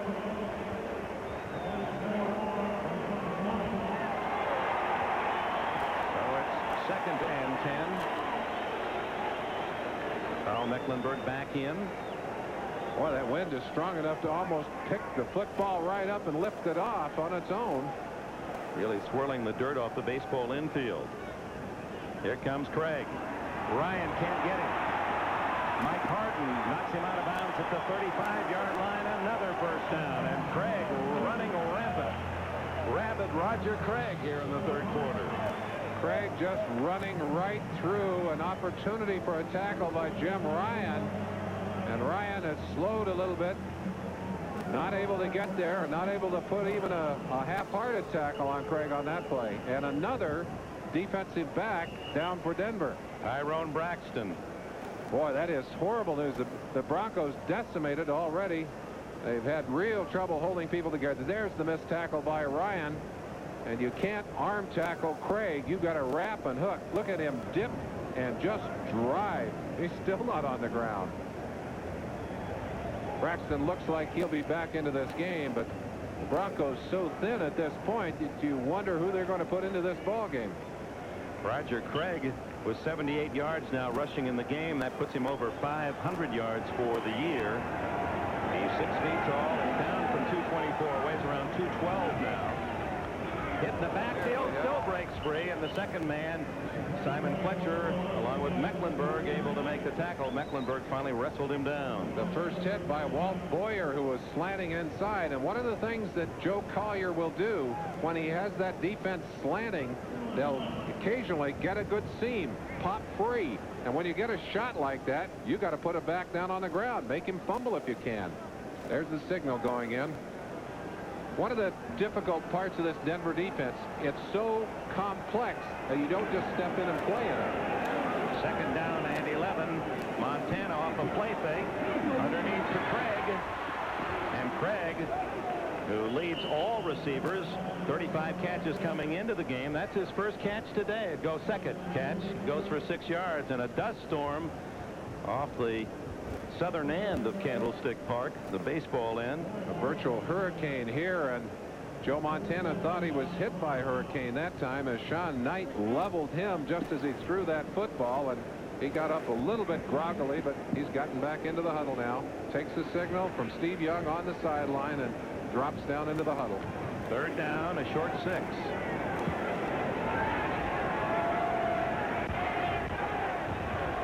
Leading 10-3 early in the third quarter. Over the middle to Rice, and he has a first down. A flag is down, however, where one would suspect holding. Randy Robbins made the tackle. Let's see if it counts. And it is against the 49ers. You saw the frustration, the instant reaction of both Walsh and Montana. So hard to get a completion with that wind howling. And playing in this stadium, you almost have to prepare a team like you would a cold weather team. There are going to be days when you have to rely on the running game and those short passes. That's like 2 different days. The first half, 74 offense, 10 yards, third down. you can hear the wind through the microphone of Jim Tunney. Well, on this day where the Oakland A's across the bay are in the World Series, let's see what else is happening. Back to New York. All right, Dick, thank you. Not far from you, the Oakland A's have done it. The 4-game sweep over the Red Sox. The final score was 4-1. You're watching the final out. Eckersley pitching to Jody Reed to Mike Gallego for the final out. The final 4-1 as the Oakland A's sweep. Let's go back to Dick and Merlin. And the home run hitter for the 49ers, Roger Craig, down to the 30 to 29-yard line. After the penalty, he gets the holding yardage back, but it is short of the first down and brings up 4th down, and the field goal unit comes on. Craig showing you again that great leg strength, and that's one of the ways that you measure a running back is by how many tackles they can pull out of, how many tackles they can avoid, and Craig doing a great job of that here today. This is going to be a difficult kick for Cofer with the swirling winds. It's a 47-yard attempt. It is downwind, however. I mean, if indeed it's a true downwind. I'm not sure how that's the way it swirls here. Look at that. Look at the grass wiggle on this one. It's going to be tough to snap. The Randy Cross is going to have his hands full getting it back on the snap. And you'll remember the last snap went right through Steve Young's hands.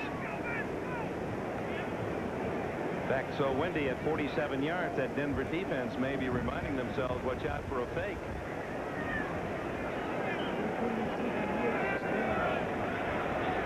Cofer hit from 37 yards in the first quarter. It's 10-3, San Francisco. It is hits the upright and bounces back, no good.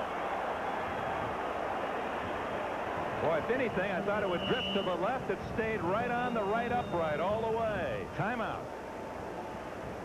Stick Park, a factor in the second half as Denver, after the missed field goal, takes over just inside their 30-yard line, trailing 10-3. Tony Dorsett for a yard, maybe 2. Dorsett has not been a factor today. The great star out of Pittsburgh. He, in comparison to Roger Craig, who has 87 yards on the ground, the Broncos managing but 36 as a team. Not much in the way of productivity, and that's the bad news. The good news, Elway, one play away from being able to tie this game up, and certainly for the domination that the 49ers have had, they have not had it on the scoreboard. It's like the 49ers getting the bases loaded 3 straight innings and not getting any runs in. It stays at 10-3. Elway protected a little better, and then it's deflected. He's trying to throw around the defensive charge and couldn't get his pass upfield. Well, you'd think that the wind would be at the backs of the Denver Broncos for the fourth quarter, but that's not guaranteed here in this stadium. You never know which way the wind is going to be blowing. All you know right now is that it's in Elway's face, and it's going to make it very difficult to throw the football. Looked like Jeff Stoper might have gotten a piece of that. Number 72. The flags are not necessarily a true test of wind direction. We do know it is blowing very hard. Elway from behind, able to wiggle free and throw upfield, complete to Vance Johnson, and a first down at the 47. Johnson wide open. Now that's the kind of play that we have watched Elway make so many times, pulling out of traffic, getting away from what appeared to be a sure sack, and then making the accurate throw. Vance Johnson right there to pick up this first down. He was so wide open, he was surprised no one hit him early. I think he expected one of those safeties, Ronnie Lauder-Fuller, to put a helmet in his back when he caught that one. In fact, it was Larry Roberts, defensive lineman, who came to down him. At the 47, first down, 8 minutes, 50 seconds left, third quarter. Denver trails San Francisco 10-3. Winder finds a hole. 40, 35 with a blocker. Johnson trying to help him out, and out of bounds goes Winder at the 17-yard line. That's the biggest running play of the day for the Broncos. Almost equals the entire total. 35 yards for Winder. You're going to have a chance as we start this play and open it up. Let Orson Mobley come in on the left-hand side of your picture. Let it start just for a second here. Wind it, guys, if you would. Stop it right there. Orson Mobley is going to lead in here and throw a great block to lead that play. Watch him right there. He seals it off inside. Good job by Bishop. And then Winder just pops it loose to make a big gain. Vance Johnson downfield to try to help with a block. First down at the 17 of San Francisco. Winder again, spinning and fighting to the 11-yard line. So Winder's around the 70-yard mark rushing at this point. Michael Walder first with a hit for San Francisco. Here's Walder, played at Oregon. Was the #1 tackler for the 49ers last year. Was originally drafted by the Cowboys in 1983. They released him. This is the area of the field that the Broncos have had trouble. They've had trouble getting it into the end zone. They need the touchdown. Winder again. Around the ankles and a flag down. They may call a late hit on number 75, Kevin Fagan. Ricky Ellison had the ball carrier on the ground, and Fagan appeared to be a step late on his hit. Tunney warning Keith Karts to move off. Karts obviously angry at what was happening, as the call will indeed go against the San Francisco 49ers. Move the ball to a first down position inside the 5-yard line. Tunney measuring the sidelines. It's half the distance to the goal. Personal foul, unnecessary roughness, number 75. Half the distance of the goal line, first down. It was Fagan. So first and goal at the 4 for a team that has not scored a touchdown in 8 quarters plus an overtime.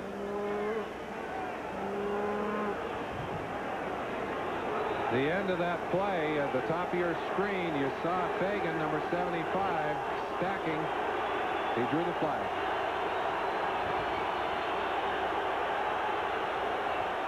Whoops, movement by the Bronco offensive line, no play. Before the snap, someone on the left side, Dave Studdard, who has just been activated, the veteran from Texas, playing on the end position to the left. Playing a third tight end in short yardage, and he makes a critical mistake. 70, offense, false start. He's been on IR with a knee injury, and he came back, and his timing has got to be rusty. I got to tell you, that's a sour feeling. You know your team needs a touchdown.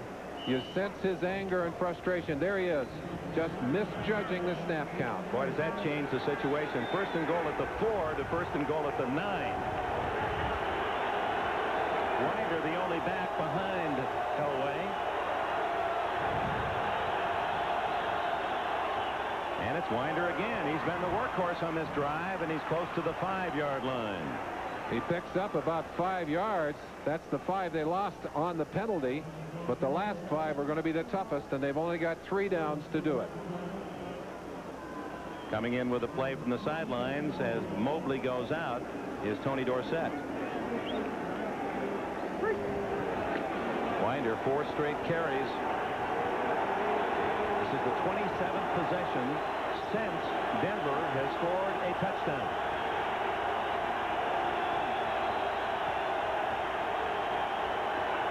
Dorsett That's not there. The 49ers will drop him for a big loss. Virtually telegraphed on that play, and there were 9 49ers, 9 red uniforms out there. Watch the pursuit by this 49er defense. They read the play so quickly they were almost there ahead of Dorsett. You'll see Tony driving to the outside. Look at the number of 49er defensive players. 2, 4, 5, 6, 7 in your picture, and only 1 blocker, and Tony Dorsett. That wasn't a tackle. That was a team party. Now Dan Reeves looks at 3rd and goal from just inside the 10. Wilhite doesn't fool anybody. The 49ers really rising defensively, and now the Broncos and 49ers in a little push and shove. Haley was in the midst of it. Keith Bishop for Denver. Could be that goes back to that earlier penalty when there were obvious anger, and the obvious anger and emotion just carried over.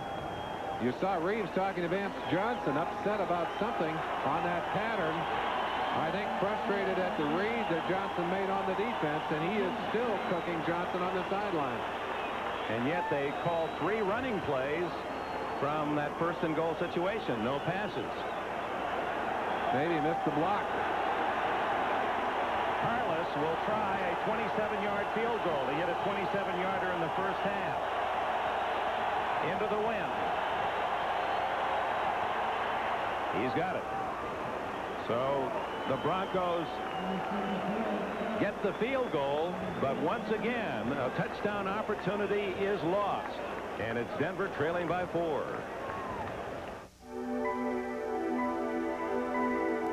From earlier today, the Jets, Seattle, and Indianapolis all winners. Houston, Green Bay, big first win of the year. Chicago 5-1. Rams are 5-1. Washington and Minnesota victorious. And the late games, Miami beating the Raiders at home. Phoenix apparently going to win again. Cardinals one of the surprise teams of the year. And New Orleans has overcome an early 14-0 lead at San Diego. The Chargers leading 14-0 early. Boy, a short kick. Carlos almost missed it. A fair catch by Sidney at the 35-yard line. He may have been trying an onside kick, knowing that wind would hold it up. Hard to tell whether that was deliberate or unintentional. If it was unintentional, it certainly was an ugly kick. And Sidney very wisely calling the fair catch on the play. Let's see what kind of power that Carlos brings to the ball. Well, it looked like it kind of slipped out of the hands of the holder just as Carlos got there. Here's a reverse to Jerry Rice. They love this play. And the 49ers boomed out of bounds at the 46-yard line. He's okay. Bounces to his feet. Boy, he really took a shot. That's the 6th time that Rice has run the ball this year, and he has 71 yards for those 6 attempts. Not a bad average for a runner. Watch the hit at the end of this play. Haynes and Harden, the 2 defensive players, and it's Haynes, 36, who just cracks him hard. Rice, tough. He's right back up off the ground. First down at the 46 of San Francisco. Roger Craig to midfield. And maybe to the 49. San Francisco 49ers, I think, feeling good about their success so far, Dick, and have the feeling that they're doing things they want to do. They're just not playing as well as they would like to play right now. It's got to be frustrating for them. For Bill Walsh, I think they're kind of the victims of great expectations, having been bumped out of the playoffs very rudely in the last 3 years. People here in San Francisco are saying, hey, get to the playoffs and get us another Super Bowl. Here comes Craig, who has 92 yards in the game and close to the 100-yard mark as he's at the 45 of Denver and close to the 44, which would be a first down. I believe he's just shy. There's some popping going on down on that field. Wilson right there up to blast Rice, and then Rice was going to go back and get him and got run over by one of his own linemen. Now that's frustrating. Going to have to measure on the play. Well, you saw again with that close-up the power of Roger Craig. He really runs out of the old school. He defies you to bring him down. He is a horse.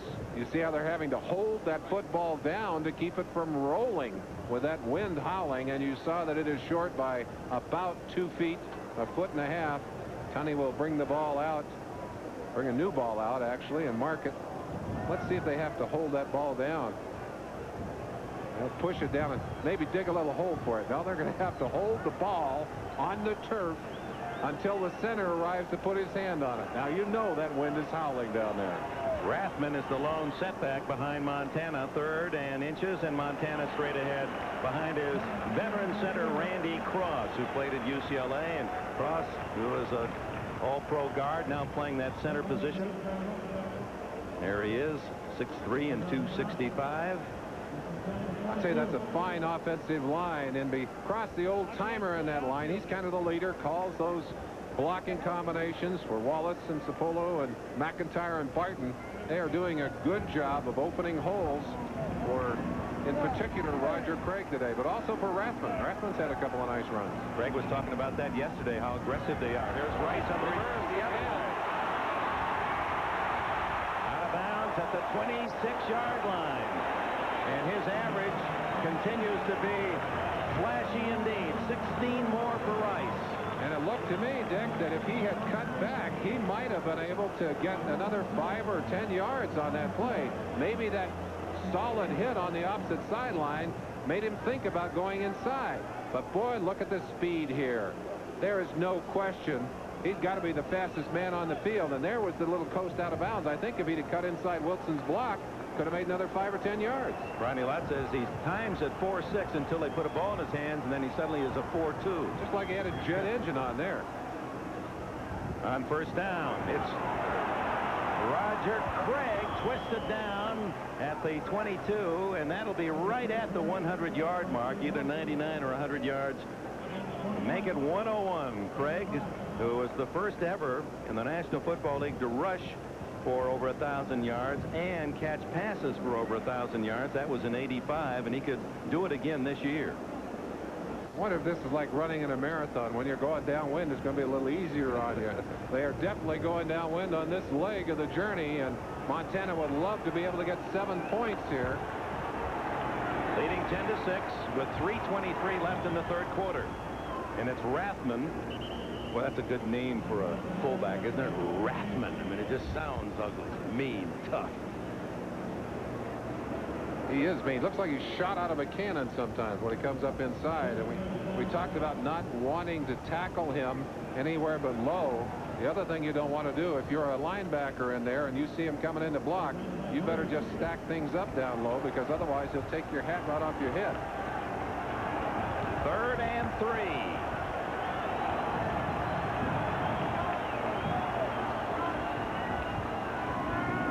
Inside is going to be very close at the 15-yard line. Looks like he has gotten the 1st down, all a matter of the mark, but I think he's over the 15. 1st down, says Tunney. Walt Boyer made the tackle. And that's where that size advantage for this San Francisco 49er offensive line will pay its biggest dividends. They said they really simplified their running game for the Broncos. They tried to just use a few core plays, similar to the philosophy that the Washington Redskins used so effectively in the Super Bowl last year. Now, this is the #1 offensive team in the NFL, the 49ers, and they're looking at another 400-yard day, although Craig gets only a yard on 1st down. Simon Fletcher, number 73, played at Houston, makes the stop. But they have only 10 points to show for all that yardage. They need a touchdown here. Another field goal would not be that great a help. They would still be within a touchdown range of the Denver Broncos.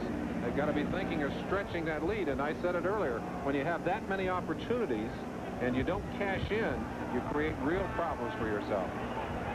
Rice draws a lot of attention. Jerry Rice wide to the right.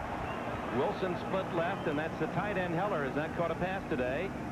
And it's Montana through the hands of Heller, and that's been the knock on this young tight end from Oregon State, that he can't make the tough catch or doesn't make it often enough. He's been playing behind John Frank. Frank injured, not in uniform today. Frank had his hand operated on, will be out for a number of weeks, and Heller can catch the ball in practice, just has trouble in a game, and I'm sure that with experience he is going to become a fine receiver. Runs good patterns, is a good blocker, but as you saw there, Montana used to the steady hands of John Frank and the quick outlet to his tight end. 3rd and 9, and the place kicker of the 49ers, Kofer, getting ready just in case. Now Phoenix looking for its 4th win in a row here at San Francisco on a critical 3rd and 9 after the timeout. Montana, plenty of time. The pump fake, gets away and pushed out of bounds at the 9-yard line. That'll be short of a first down. 5 yards for Montana. He was looking for Rice in the end zone, and he was covered well. So Koper and the field goal unit on again for San Francisco. Bit of a handicap, as we mentioned, for quarterback Montana, who's so used to the steady hands of John Frank in there, and wanted to go to his number 1 man, Jerry Rice. He wasn't there, had to pull the ball down, picked up some yardage, but they'll have to try for the field goal there. Remember, Koper hit the right upright on his last attempt. This is just 27 yards. He's got it. Boy, you could see the wind playing tricks with it. So back to a touchdown lead, San Francisco, with 1:09 left in the 3rd. Let's go, McMahon. Fans thought that Rice was open on that last play. He's working on Guidry, a rookie, but watch Braxton, and that's what Montana saw, was Braxton drifting in on the inside, hoping the ball would be thrown to possibly pull down the interception. At second man, and Montana wisely tucked it away, but had to settle for 5 yards and ultimately the field goal. Here's Koper kicking off to Denver. 13-6 San Francisco leads. Final minute, 3rd quarter, and out of bounds it goes, and with it Denver will take it at the 35-yard line. Let's go back to the late scores. This one is a touchdown lead for San Francisco. Miami still leading at Los Angeles. Phoenix big against Pittsburgh at home, and New Orleans by a field goal at San Diego. Giants and the Eagles tomorrow night. Remember back in the summer we were talking to Bill Parcells, and he'd already pointed to that 6th game. He said, that's the one that worries me already, playing in Philadelphia, that game 6. From the 35-yard line. But Winder was the key to the last drive, his running.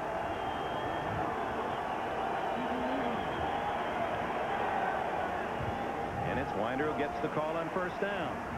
Dragged down by Larry Roberts, number 91, after a gain of 5. A play that's designed to get a little screening effect from Steve Sewell, who comes across in motion just before the ball is snapped. Hard to see Winder in there, and of course they're counting on the fact that people will not see that back on that little draw play, but good job of stopping it for about a 4-yard gain.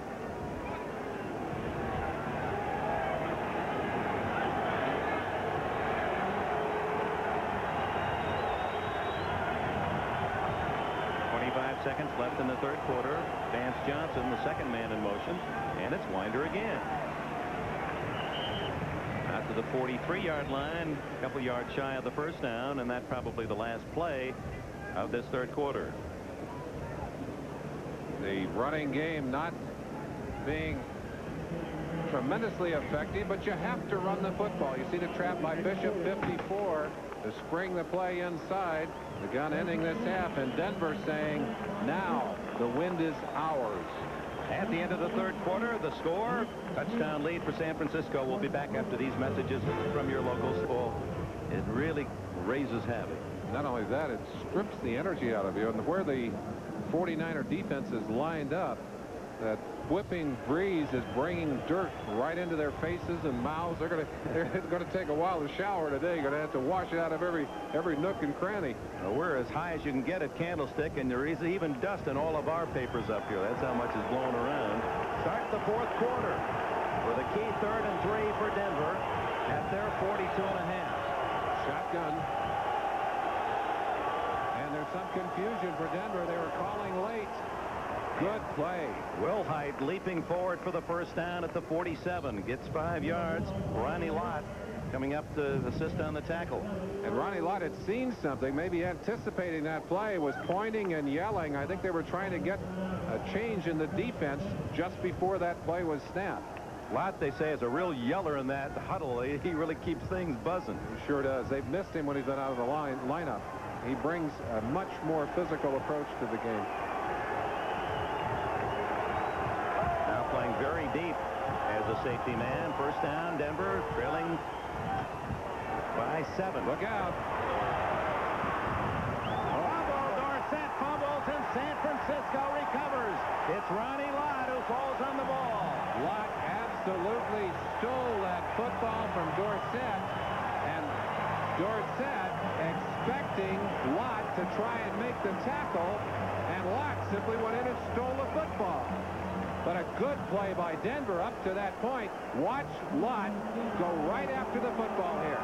He just reaches in and strips it away and then gets his hands on it to cover the fumble. Boy, he's a big play. You hear that in the most complimentary of terms. For some players to earn a big play man, and Ronnie Lott is all of that. You can see why they miss him in there. 3rd turnover of the day for the Broncos. They're -8 now in the turnover table, and that really concerns Reeves, who watches that statistic very closely. Roger Craig. Boy, he carries men 4 yards after he's hit. Finally dragged down by Cragen and Fletcher and Mecklenburg. Something that the Broncos have done very well over the years is what you just saw Ronnie Lott do, was strip that football away, and I'm sure that's what they're thinking about right now.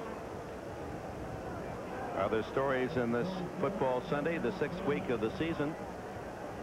Well, Craig is over 100 yards here. Ickey Woods had 139 yards and 2 touchdowns as the Bengals still unbeaten. Brent Fullwood 118 yards for Green Bay in their first win, and Greg Bell 155 yards in the shutout at Atlanta scored by the Rams. Rathman into Denver territory has a first down at the 49. 49ers, I'm sure, will spend some time looking at that during the week. Right now, their major concern, running time off the clock. They'd love to be able to take that ball down and stick it in the end zone. First down at the 49 as you see the other late scores. The only game at least dramatically close at San Diego, where the Saints now lead by 6. Here a 7-point 49er lead, 13-6. Bill Walsh said he thought it'd take 4 touchdowns to win this game. Craig protecting the ball, gains 4 to the 45-yard line. Carl Mecklenburg there. Well, you see, you got to run for cover to get away from that dust that's whipping up, and these 49er fans happy with the way the 49ers are playing, at least much happier with the score than they would be to see something else up there. You can see that wind just continues to whip down there. 201 yards rushing for San Francisco, and he's got more than half of them. That was over his 100 yards just running the football today. He's 6 for 6. Well, that's production, knowing you're going to get a century plus out of one player every game. Audible call by Montana. Craig again. Breaks that first tackle, breaks 2 more. He should have lost 2, and he gains about 3-4 yards. How many times have we seen him run right through that first tackle today? It looks like Mark Haynes, number 36, one of the missed tackles. Watch him cut back against the grain here. Gets back inside of Craig, and there was Mark Haynes right there, and runs out of a second tackle. So he literally got out of 2 tackles to pick up that yardage. Andre Townsend, 61, couldn't bring him down alone either. There's Haynes. That's a mismatch with Haynes at the corner. He's given away a few pounds, but boy, that Craig high knee action as well has to make it tough on the tackler. He's a pumper. 5 seconds on the 45-second clock. 3rd and 2. Fumble. Ball on the And ground. Denver says they have it. Let's see. Well, we talk about turnovers. The Broncos come up with a big one. So Bill Walsh in frustration, his team moving the ball, controlling the game, and yet have only 13 points and are within a touchdown of being tied as they cough it up. And with it, a timeout. 11 minutes remaining here at Candlestick, and the 49-42 to stop another San Francisco drive. 13-6 49ers lead. Elway, lots of time, no one open. Finally underneath to Kay. Kay breaks tackles to the 42-yard line of San Francisco. Let's go back to the fumble as Montana was trying to beat the clock, running down about 3 seconds. Same thing that happened to Elway earlier. Just never got his hands on that ball, and the guards who were pulling pushed Montana out of the way, and Denver able to pounce on that football. We're not going to get a chance to watch Elway, but what a decisive way to start this drive. You feel Elway saying, come on, now is the time. First down at the San Francisco 42, trailing 13-6. Winder gets a block on the corner, and good yardage to the 35 before he's dragged down by Charles Haley. Played his college ball at James Madison. Got a fine block by Ricky Nattiel out there that really kind of boxed things in. These Denver receivers have never been afraid to stick their heads in there. They were able to get Winder sprung free outside. Look on the outside of this picture. You'll see Ricky Nattiel coming in right there. You don't see the block, but you see the room that the block created for Sammy Winder. And a gain of 7 yards. Second down and 3. It's Winder again. Wasn't much of a hole, but he fought for a yard or two. He'll be very close to a first down with that. May end up just short. Tina Turner, Larry Roberts all in on the tackle.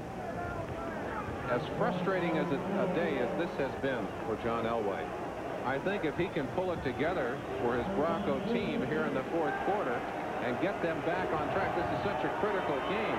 They already feel that they're behind the 8 ball. A loss here, and they almost begin to think about next year. He picked up a yard, so it's third down and 2. That's closer to 2 than 1. Elway using a page out of the Montana book, sneaks it forward to the 30. Not quite the delay on the quarterback draw, but a little fake step, and then right behind his center Bill Bryan has the first down. This game. Signals coming in for Gary Kubiak on the sideline.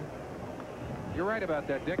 Montana, a different kind of quarterback than Elway. Elway's still strong quarterback. He's not quite as quick as we talked about earlier, but still great strength. So first down at the 30, and some of the fans at Candlestick getting nervous with 8:20 left. 13-6, a big hole for Winder, and he has another first down at the 22-yard line. Ricky Ellison makes the tackle. Expecting, I think, to see Dorsett do some big things today, and I would imagine that the 49er defense a bit surprised that it's been Winder who has been the big tool in the running game for this Denver Bronco offense. Make that not quite a first down. He picks up nearly 9 yards on the carry and now has 99 yards. Dorsett on the sidelines as Winder has taken charge, having a big game, a yard shy of 100 for Winder. Second down and short. Winder again. First down at the 19-yard line. So the Broncos driving toward a possible tie. First, let's go to New York. All right, Dick, in L.A., the Raiders trying to rally against the Miami Dolphins. Jay Schrader back to pass, and he finds Steve Strahan wide open in the end zone. 13-yard touchdown play cuts the Miami lead to 24-14. Back to Dick and Merlin in San Francisco. All right, Gail Gardner, 7 minutes left. First down, Denver, inside the San Francisco 20. Elway on the roll. Out of bounds he goes as he loses the ball at the 16-yard line as Kevin Fagan, trailing the play, made the hit. 3 yards for Elway. This game is the property of the National Football League. San Francisco and Denver, all rights reserved. This telecast presented by authority of the National Football League, intended for the private use of our audience. Any rebroadcast or other use of this telecast without the express written consent of the San Francisco 49ers and the National Football League is prohibited. More than anything else, Elway wants to end the touchdown drought. A drought that has now gone over 9 quarters plus an overtime. Incomplete to Mobley, and a flag is down and holding against Enberg. A late hit perhaps on Elway would be the only other possibility, and Elway holding his face on the ground, a hand to his face. Trainers being sent out onto the field, and take a look here. Looks like Elway really takes a shot right up the middle, right there, the helmet right underneath the chin. Ricky Ellison, I think, number 50. Penalty is accepted. 10 yards. And to rub salt in the wound, the penalty is against Denver for holding. It looked like Elway caught Ricky Ellison's helmet right under the chin and just went down like a shot. Wouldn't surprise me if he doesn't have a cut, although the trainers letting him walk off the field. Must stay out now, one play. Now the focus on Gary Kubiak, who replaces Elway. Kubiak, who has been a solid replacement but has not thrown a pass this season. They're trying to ask Elway, do you know your name? How many fingers am I holding up? Making sure he's all right. 49ers continue to rotate people in and out of the game. They've got the sprinters in there, the pass rush specialists right now. After the 10-yard penalty at 2nd and 17, Kubiak draw wide open at the 20. He's at the 14-yard line. What a call, and a flag goes down. 13 yards and maybe more. Stover and Lott finally got him to the ground, and maybe a late hit. Oh, Mask, and that'll take it down farther, and a first down for the Broncos. And this 49er defense has really hurt itself today with some critical penalties, several late hits, and there, the face mask reaching in. Number 42, Ronnie Lott, and Lott has made big plays today. That is a big play for the Denver Broncos. Maybe a first down. So it'll add 5 yards on to the 13 by Kubiak. They needed 17 for a first down, so they may be measuring. And here comes Elway, and what a job by Kubiak for one play. On a 2nd and 17, perhaps getting the first down. 5 yards, and it would appear that will give them the first down. It does. It's going to be 1st and 10 from First and goal. 1st and goal from the 8.5-yard line. Elway back onto the field. There's a 5-yard penalty only. The distance made it a first down. First down. Well, Kubiak still hasn't thrown a pass, but he made one big play, and now Elway once again can set his sights on the end zone. Well, they had 1st and goal at the 4 and had to settle for a short field goal early in the game. And without overstating the fact, the Broncos have been in a terrible touchdown drought. They're into their 10th quarter without a touchdown. Elway floods the right area, goes over the middle for a touchdown. Vance Johnson. And was he left alone? Somebody missed an assignment. Doesn't matter that it was easy, just matters that they got it in there. They've now put that drought behind them, and you see the celebration. That's one happy football team on the sideline right now. And you kind of feel the air go out of the players on the San Francisco sideline. I think they realize that they have their hands cut out, or their job cut out for them, as the game will now be tied if they can get this one-pointer through. There's Vance Johnson. For Elway, only his 6th touchdown pass in 6 games. Harless adds the extra point, and with 6 minutes and 23 seconds left, it's a new game in Candlestick Park, San Francisco. Broncos 13, 49ers 13.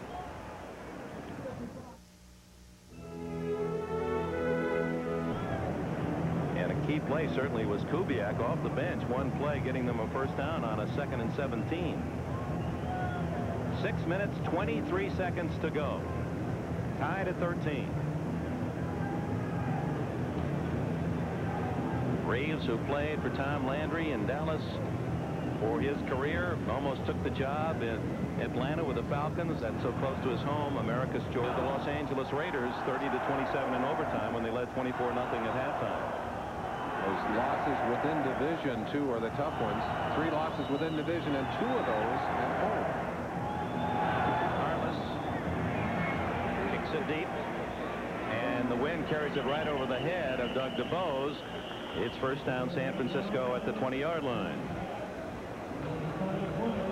Well, we'll keep our eye on Roger Craig, who has 117 yards rushing today. That ties his all-time high. But first we have a timeout. 6:17 left. Now the pressure here on San Francisco, trying to go 5-1, stay with New Orleans and the Rams in the NFC West. They start at the 20. Roger Craig, and with those 5 yards, he's now at 122, his all-time game high with the 49ers. Final end, New Orleans 23, San Diego 17. 3 Morton Anderson field goals, the difference there. So Saints and Rams have both won. They're 5-1. And San Francisco needs a victory to stay tied for the lead in the West. Just an aside, the only 2 teams that Bill Walsh has not defeated in his tenure here in San Francisco, the Denver Broncos and the San Diego Chargers. Interesting. Reeves has beaten him twice. Rathman has the first down across the 30-yard line. Simon Fletcher cut him down with a tackle, but Rathman fell about 4 yards after the hit. Maybe we can put that graphic back in. We didn't get a chance to talk to you about it. The chance to look at the rushing comparison of 2 backs who've really dominated the rushing game here today. There's one of them, Roger Craig. Winder, a surprisingly effective day for the Denver Broncos. Francisco averaging over 400 yards a game coming into this one, #1 in the NFL, and they're going to be up there again. Craig, look at the explosion and the effort of Craig, who has 10 more. A great trap block inside by Jesse Sapolo, number 61, who just powers inside. Maybe we can get a chance to do it for you. Watch Sapolo, who's playing right here. Watch Sapolo just come inside. A little block back by the center, and Craig will rip up inside through a very open hole. Look at that. Bingo. And there's Roger Craig stepping again. Look at the leg power as he just drives out of those tackles. Yeah, it's a great shot to show you how important the timing articulation is. Montana on top to Rice. And the wind held that up just enough for Steve Wilson to save the touchdown. As Rice was sprinting clear, the ball just died in midair. On a day without that breeze, that's a touchdown because Rice had just simply run away from the coverage. Montana with plenty of arm, but the wind, as you said, just killing the football. And that's what happens to you when you start to face that breeze, and particularly here in Candlestick. Brent Jones, who was just activated, number 84 by San Francisco, to replace John Frank at tight end, is in for the first time. And there are the 2 leading runners, Winder and Craig. And Winder's second half performance has pulled Denver back into the game. And on 3rd down and short yardage, the 49ers wedge it out and have another 4 downs. The clock now becomes a more important factor. 4:14 left. Winder only had 31 yards at the half, Dick, so he has indeed had a very impressive second half. Right now, 1st and 10. San Francisco thinking about 2 things. Eat the clock, but most importantly, let's get some points on the board. And they'll be, if a field goal is a factor, kicking into the wind, of course. They're 14 yards from 400 for the day as Montana on top. He's got those 14 or close to it, and a first down at the Denver 42. Mark Haynes makes the tackle. Roger Craig with a tough catch. And a penalty flag down against San Francisco. And Roger Craig cannot believe it. The hard work of getting the completion out there and the hard hit that he took at the end of it. And it's going to be marched off against the San Francisco 49ers. And penalty mistakes have been a factor in this game as well.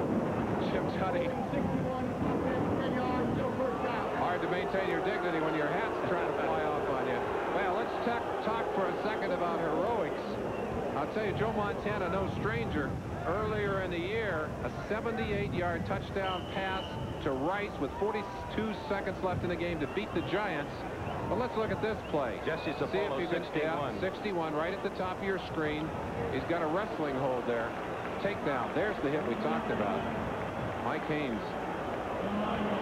Well, Mark Haynes, who has done some good work with a leveling the receiver, although he's playing off the ball there.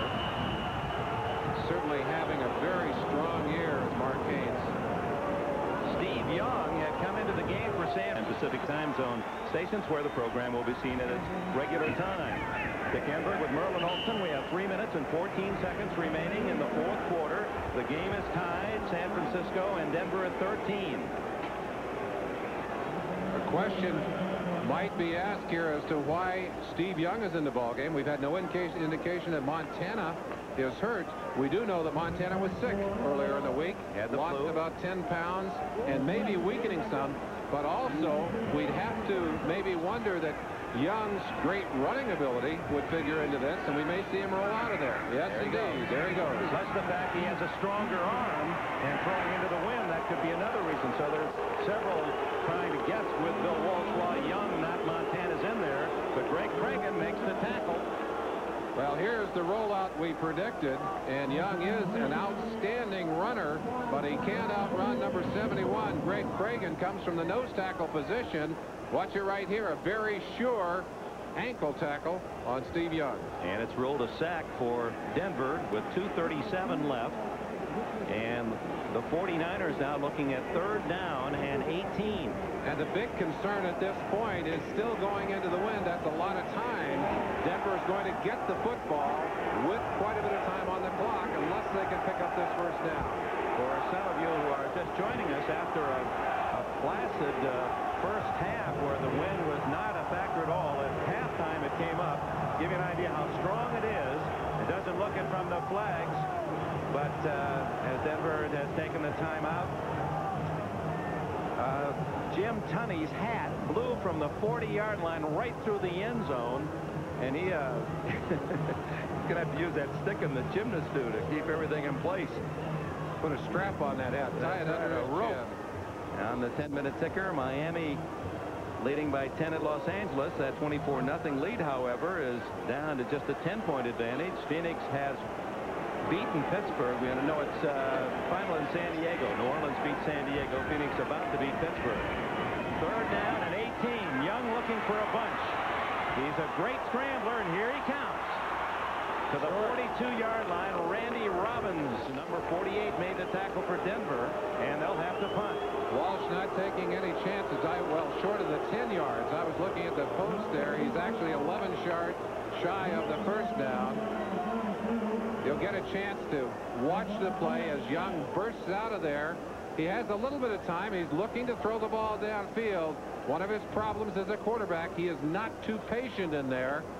Here's the quickness we talked about, but not enough to get him down there as Randy Robbins, first hit, number 48.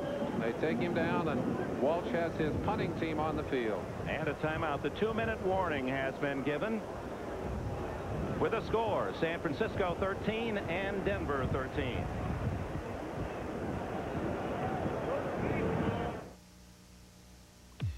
Two minutes to go.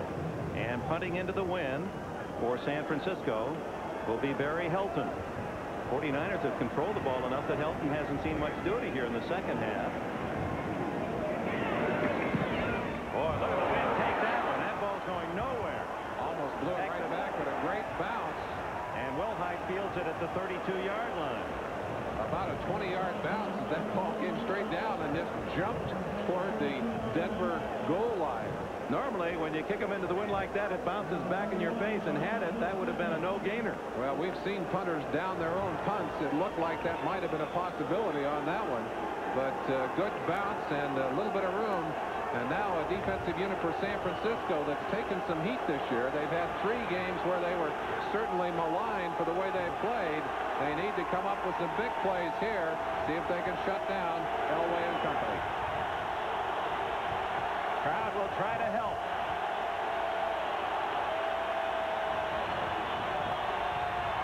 Elway is sacked. Danny Stubbs, the rookie from Miami.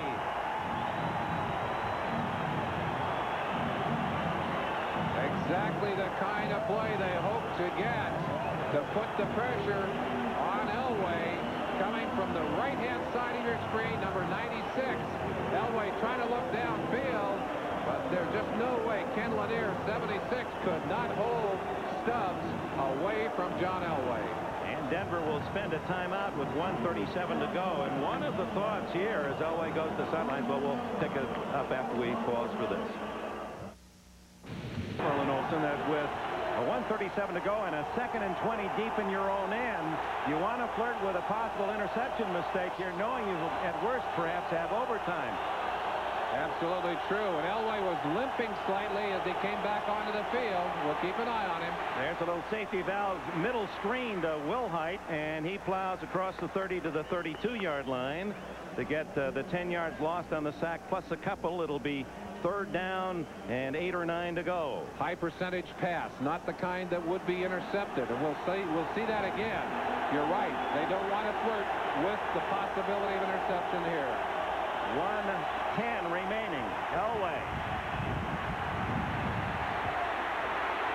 now has a man wide open, and he throws short to Sewell.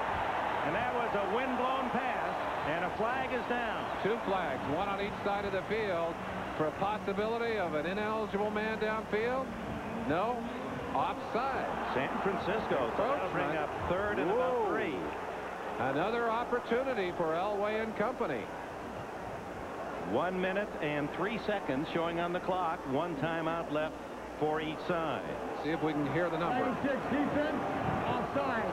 Stubbs, who had the sack to start this sequence. The eagerness to get in and take another shot at Elway, and Stubbs crowding the football gives Elway and company another opportunity. They would have had to kick the ball away.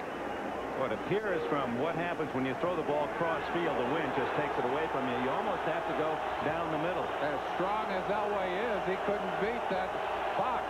3rd down and 3, not 3rd and 7. First down. Wilhite right at the chains. Let's see where they mark it. I believe they're going to give him the 42. That would be a first down. They are happy to have Gerald Wilhite back in the lineup. Not only a fine receiver and a good clutch runner, but also he is their best pickup man at the blitz. And he stays back in there. He reads the blitz, and he'll pick up those blitzers as he did earlier in this ball game, and that's critical. Clock is running, 45-44. The longest field goal ever for Carlos is 51 yards, just to give you an indication of where Elway has to go. There's that same play up the middle with the screen, and Wilhite is to the 49-yard line. 27 seconds. They're clicking it down. Elway finally takes a timeout. And that will be the last timeout for Denver. And one has to wonder, with that powerful breeze behind him, how far Carlos could kick. We have a flag down on the field. 34-yard line would be the line of scrimmage for a 51-yard field goal. Defense was offside. Stubbs offside again. It's declined as they will take the gain on the play as the time is more critical at this point. Oof. The wind basically at the back of the Broncos, but it's not a predictable straight from behind. It's a swirling storm.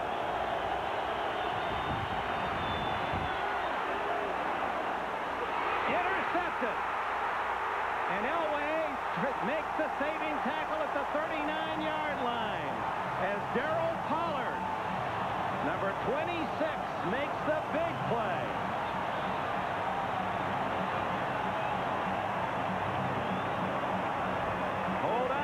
Broncos are saying there's a penalty, and they still have the ball with 16 seconds left.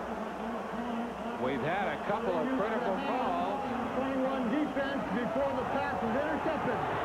This San Francisco defense continues to self-destruct in critical situations. They've had 2 late hits. They've had right there a penalty that takes the football out of their hands and puts it right back into the hands of the Denver Broncos. It was called against the veteran defensive back Eric Wright, number 21. Let's look for it if we can. And we don't see it. Nope. No. Obviously back on the other side of the field, but it doesn't matter.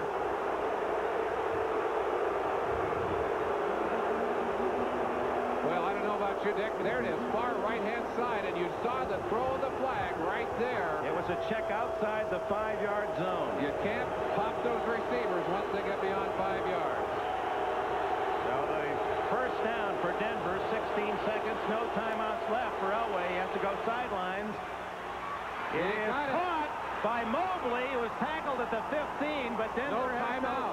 left. 5 seconds. I don't think. Well, they've called a timeout here, but according to I guess they did have one remaining. The word we had received was they had only one timeout left. They've used one since then, but apparently Dan Reeves did have one remaining, and now they can bring on the field goal unit. Oh, my. An opportunity for Carlos to put it up. That was a 28-yard play. How Cake caught that ball with 49ers diving around him. It was an outstanding play. I think that's a hard one to judge for the defenders. The ball whipping with the wind. Here's a chance to look at it from high above. Mobley, far side of your screen. 2 defenders right there reaching for the football, but number 89 gets it, and then a few more yards. Boy, that's a big play. And now right back in the lap of number 3, Rich Carlos. It'll be around 34 yards with plenty of wind at his back. Carlos 10 for 10 going into last week. 4 of 7 last week. Has kicked well here today, and he's kicking off the grass. He's kicked 2 short ones, 27 yards. This one is 34 with 5 seconds left. This would win it. If he misses, we go overtime.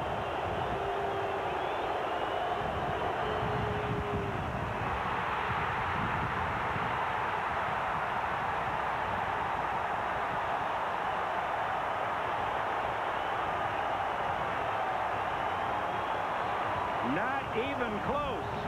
Wide to the right as that wind drove it. And the devil winds of Kezar have denied Reeves what he thought was a sure opportunity to step out of here with the victory. It now will go to OT. Well, it almost was driven into Kezar Stadium. You're right. In this overtime period, giving the ball to the 49ers. It'll be interesting if Bill Walsh will counter with his younger, stronger armed, faster quarterback Young, or will he stay with Montana? Montana close to the sideline, licking his fingers. I think he feels that it's going to be his opportunity to get back into this ball game. And it wouldn't surprise me that, he's had a bit of a time to rest. Maybe he's feeling better. Look at him. He's got them warm. They said, well, better warm up that arm a bit. I'll tell you, it's going to be tough to throw that football into the teeth of this wind. You're going to see a lot of Roger Craig and Tom Rathman. Couple of finals we can duck in. Miami leading 24-0 at the half at Los Angeles. Beat the Raiders 24-14. And Phoenix wins again. 4 in a row for the Cardinals. At home, they beat Pittsburgh 31-14. Here it's 13-all. As Carlos kicks it off to start the overtime period. 1 15-minute period. Sudden death. DeVos. He hit at the 20 and falls to the 22. Pat Kelly, reserve tight end, number 86 down the field, makes a big hit. Kelly had a block beauty of Vermont while I was gone. Now looking at these colors out here in the stadium reminds me of the beauty of the fall colors in Vermont. A lovely time. Roger Craig. They faked the reverse, and Craig kept it. They brought Rice around as if it was a reverse, and Craig holds on out to the 27-yard line, maybe the 28. Walsh loves those gadget plays. He's hit us and the Denver defense with a couple of beauties in terms of reverses today to Rice. And of course, taking advantage of that with the fake reverse, but Denver's defense reacted well. 2nd and 5. Pressure on him. Boy, hand him an Alka-Seltzer. Give him something. Stomach churning. On 2nd and 5. Montana. Great catch. Great throw. On the run. Did he lead him perfectly with Jim Ryan coming up from linebacker and Marquines at cornerback. Defensively for Denver, it'll be just shy of the first down, apparently. I wonder how Montana judged the windage on that one. That's a tough pass. That's crosswind. He's able to get it drifting out there. And a great catch right there by Rathman. 3rd and short yardage. 1 yard for the first down. And it's a first down. As you see how even the scrimmage control has been, that the 49ers need control. They don't want to have to punt into that win at this stage. And Craig is going to be close. Very, very close to the first down. That was a strong tackle inside by 77 Mecklenburg. who put a real cruncher on Craig. And they're going to measure. And it would be interesting here, if they're short, to see what Walsh would do. Would he go for it on 4th down? Kicking into that wind has been hazardous all day.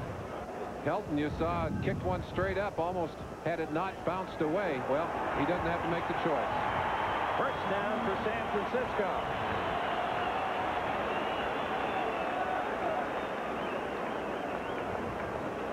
Joe Montana staring into that setting sun over the western sidelines where San Francisco's bench is located.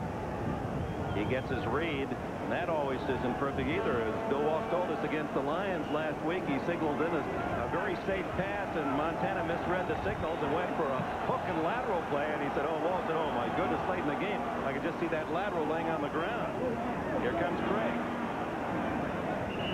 And several Broncos, Boyer, Townsend and company to make the tackle after short yardage. This has been a gallant effort by this Bronco defense with the injuries that they had coming in, the injuries they've had today, to hold the 49ers to 13 points and to be able to turn them away as many times as they have. Been a fine day for them. And at this point, with the kind of exhaustion that you have, you just got to reach down and suck it up. 410 yards, total yards now. Play action, and what a throw again. Complete to Mike Wilson at the 50-yard line. And you've got to wonder, Dick, if maybe that wind is easing up a little bit as Montana has been able to complete a second pass, but he is throwing it low and on a string. Well, I'd say it dangerously close to the ground, but well done. He's been able to beat the wind twice on this drive, moving the ball to just nose up on the 50-yard line.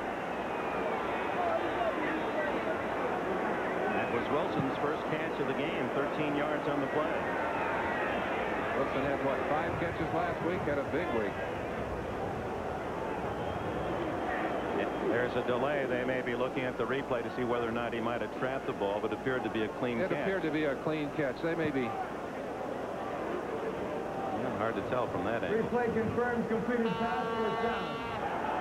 Well, they're saying, yes, it is a completed pass. It looked to be tucked away comfortably in the stomach of Mike Wilson. Short passes, ground game, and now Montana into the flat, incomplete. Drops the football. You won't see that often from Roger Craig. Sure pair of hands out there, but not on that one. Well, let's look at all the finals while we're in overtime here in San Francisco. And we hope your favorite team won today.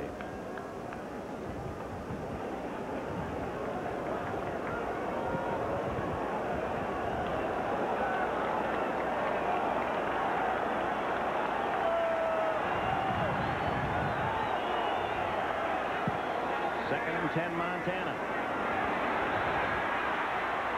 And down goes Montana with flags flying around him. I think we got a holding call, which probably will be refused because it's going to be about a 6-yard loss on the sack. And Montana gets up holding his rib cage. And the wind definitely feels like it's easing up on the field, Dick. Just a sense that it's softened up a little bit here late in the afternoon. Still blowing, definitely against the 49ers, but not blowing with the intensity. 62, offense is declined. 3rd down. They've waved off the penalty as we expected that they would, knowing that they're going to take the down away from the 49ers. And there's Montana. He's gone to the sideline. Steve Young will take over. Guy McIntyre was the man ticketed for the penalty, but Denver, of course, takes the sack, and it's 3rd down. About 16 to go from the 44-yard line. Here's a big play as Denver eager to get the ball, and now Steve Young handles it as there's a mix-up here. He had some confusion, said you got to be the other way. Let's see if he rolls it out to his left. Yep, there he goes, drifting out. He throws high and intercepted by Denver at the 32-yard line. Going out of bounds with the ball is Mark Haynes. Bill Walsh cannot believe it. Started out on the field. Let's keep an eye on quarterback as he comes off, and he doesn't want to get close enough to talk to Bill Walsh. Walsh is there to greet him. He's not going to get around him. Why are you throwing that football? Man covered, obviously. In fact, excellent coverage on the play. You'll see it on the left-hand side of your screen. Rolls left, looks back, and throws to a man who's double covered. And there it is. You can't double cover him any better than that. Well, it may have been as good as a punt into the wind anyway. Had it been incomplete. And now it's Denver's chance. And Winder loses a yard on first down. Read well by Ricky Ellison. Played at Southern California. And Larry Roberts from Alabama. Montana is still aching on the sideline. Can't tell whether it's ribs, stomach, groin, what it is, but enough to get into the sideline and allow Steve Young to make a costly mistake. Defense up with a big play. The second 11. Timeout called by Jim Tunney, the referee, as number 95, Michael Carter, the star-nosed man of the San Francisco 49ers, and really the fulcrum of their entire defense, comes off. Here's the report card on San Francisco very quickly. Montana, an average day passing, but with a win. But another great day for Roger Craig, a career high, 141 yards. Vance Johnson, who has the touchdown for Denver, in motion. Elway to Johnson, and he's out of bounds with a first down at the 43-yard line. There's the magic we talked about. The ability, after the play has broken down, to make something happen that is positive for your team. Elway sprints out, gets some extra time to the outside, finds the open receiver, completes the play for a first down. Here's Elway. Elway gets the extra time with his legs, and you see Johnson left-hand side of your screen as he throws back against his body. Boy, now I don't know how he can complete that pass, but he did. First down for the Broncos. 10:18 left in sudden death overtime. Winder met in the backfield for another loss. 99. Michael Walder and Ronnie Lott on the blitz. Woof. Ronnie Lott, a big hitter and a big game player.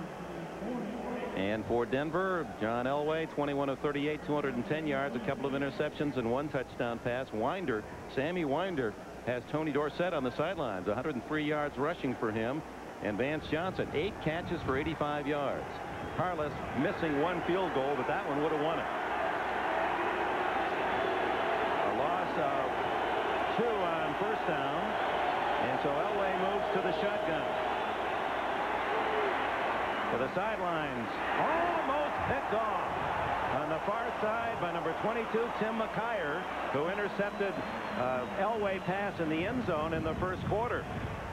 So very close. McKyer, you'll see him at the top of your picture. He's backed off, and here he comes on acceleration, arrives just as the football arrives. Boy, you can't time it any better than that. Kicks it out of the hands right there. Vance Johnson didn't sell his pattern very well. They came out there and soft-stepped his move to the outside, and McKyer read it well. I think that foot's still bothering him a little bit on his cuts. Third and long. Down the middle. Kay can't get it. Incomplete. And San Francisco will get another chance as the punting team comes on for Denver.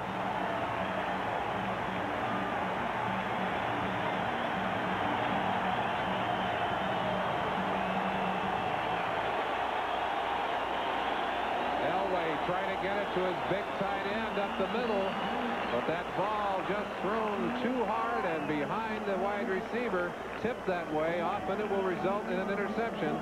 And Mike Horan is going to have a chance to punt it again. Oh, fourth down. Horan, who came into this game as the top punter in the NFL, with the win end over end, takes a big Denver bump. And covering it at the last second was number 29, Don Griffin, at the 10-yard line, flirting with disaster. That ball jumped with the wind as it kicked up. Almost got away, and there's a flag on the field. Apparently against San Francisco. We'll see. At least that was the early indication. kinds of things blowing on the field. Hard to see what's actually there. Jim Tunney. Illegal to the hand while the punt was in the air. The penalized and thought the ball was dead. Half the distance to the goal line. Dead ball foul, and that moves it half the distance to the goal line. That's a costly one. That means to the 5-yard line, a 49-yard punt by Horan. You remember that the one touchdown drive of the game for the 49ers in the first half started on their 5-yard line, and that's how they start here with Young, the quarterback. And the busy Roger Craig carrying the ball for 2. In the second quarter, Montana started the drive going right to left with the wind with a 55-yard pass to John Taylor. Eventually another 33-yard pass to Rice, and Montana on a quarterback draw scored from 6 yards out, the only 49er touchdown. Montana now accepting his role as the man to signal in the plays, as Young does for him when he is on the field. It is a minor rib injury. He could play.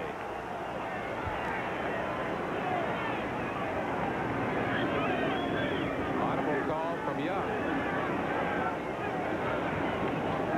Inside handoff to Ring, and the big fullback and a flag down. Appears to be against San Francisco. Rathman had enough yardage for an apparent first down, but there it is, the ugly holding call if you're a 49er fan. I don't think I'd want to sit in on the film session that Bill Walsh is going to throw for his troops tomorrow, because it's going to be ugly. They have had so many opportunities, frustrated by their own mistakes, their own penalties, their own errors.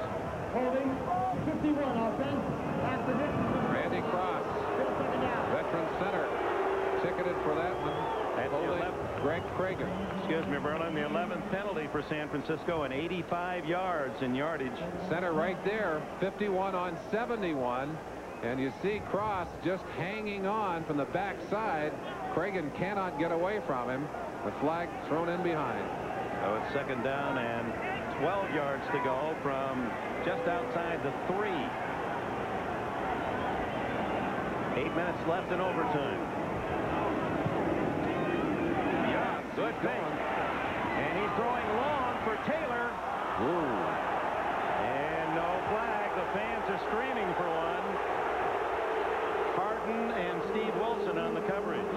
Walsh pulling out the stops in an area with them backed up against their own goal line, going for the deep shot to Taylor. Chance to watch the end of that play. I'll let you call your own bumping or non-bumping at the end of that play. Well, kind of hard to see from that angle, but there was some contact. We know that. And with the overtime, we want to thank Joe Costanza and company, Cheryl Forbes, Joe Walker, Don Sin, and Dave Rahan for their help here in the booth. Now a critical third down for the 49ers, or they're going to be punting from their own end zone. Intercepted by Denver, Steve Wilson. Wilson at the 5, and he is to the 4-yard line on the deflection, and the Broncos are celebrating. And how many times have we seen this Denver defense come up with the big interception? Steve Wilson, number 45. And again, playing because of the injury to Jeremiah Castile. He's the guy that's in there to make the big play. This ball bounces out of the hands of the intended receiver right there. Jerry Rice right through his hands and right into the waiting arms of Steve Wilson.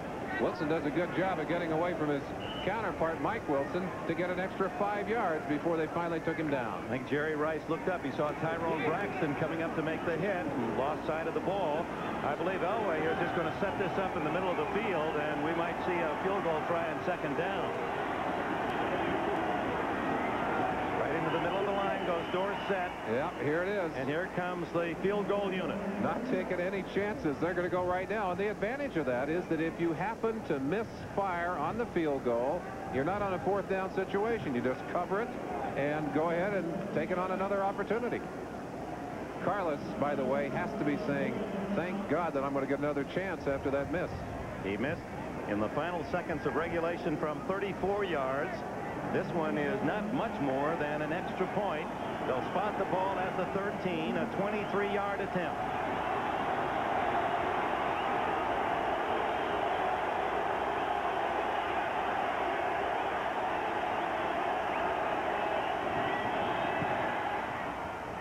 The Broncos 16, the 49ers 13, and a flag is down. Hold on. Let's check the flag. Don't celebrate yet, fellas. Find out who the penalty is on. Coverage number 42 is declined. Field goal is good. The game is over. Shoot it. Penalty against Ronnie Lott. Unsportsmanlike conduct. That could be for a lot of things. The game is over. The wave of victory to Bill Walsh, who watches his 49ers move the ball up and down the field and unable to put it in the end zone or get any points, and he goes 4-2, and the Broncos with a most important winner now, 3-3. Steve Wilson with that interception in the overtime period is our Budweiser most valuable player. Budweiser will make a contribution to the United Way on behalf of all the MVP selected in today's games. 419 yards for the 49ers, but they pay off in points, and Denver goes home in overtime with Rich Carlos's field goal and a 6-3 win. Stay tuned to the NBC Sunday night programming, which will follow these words. This has been a present. It was the defense again. You can give them the credit. 2 interceptions in overtime. The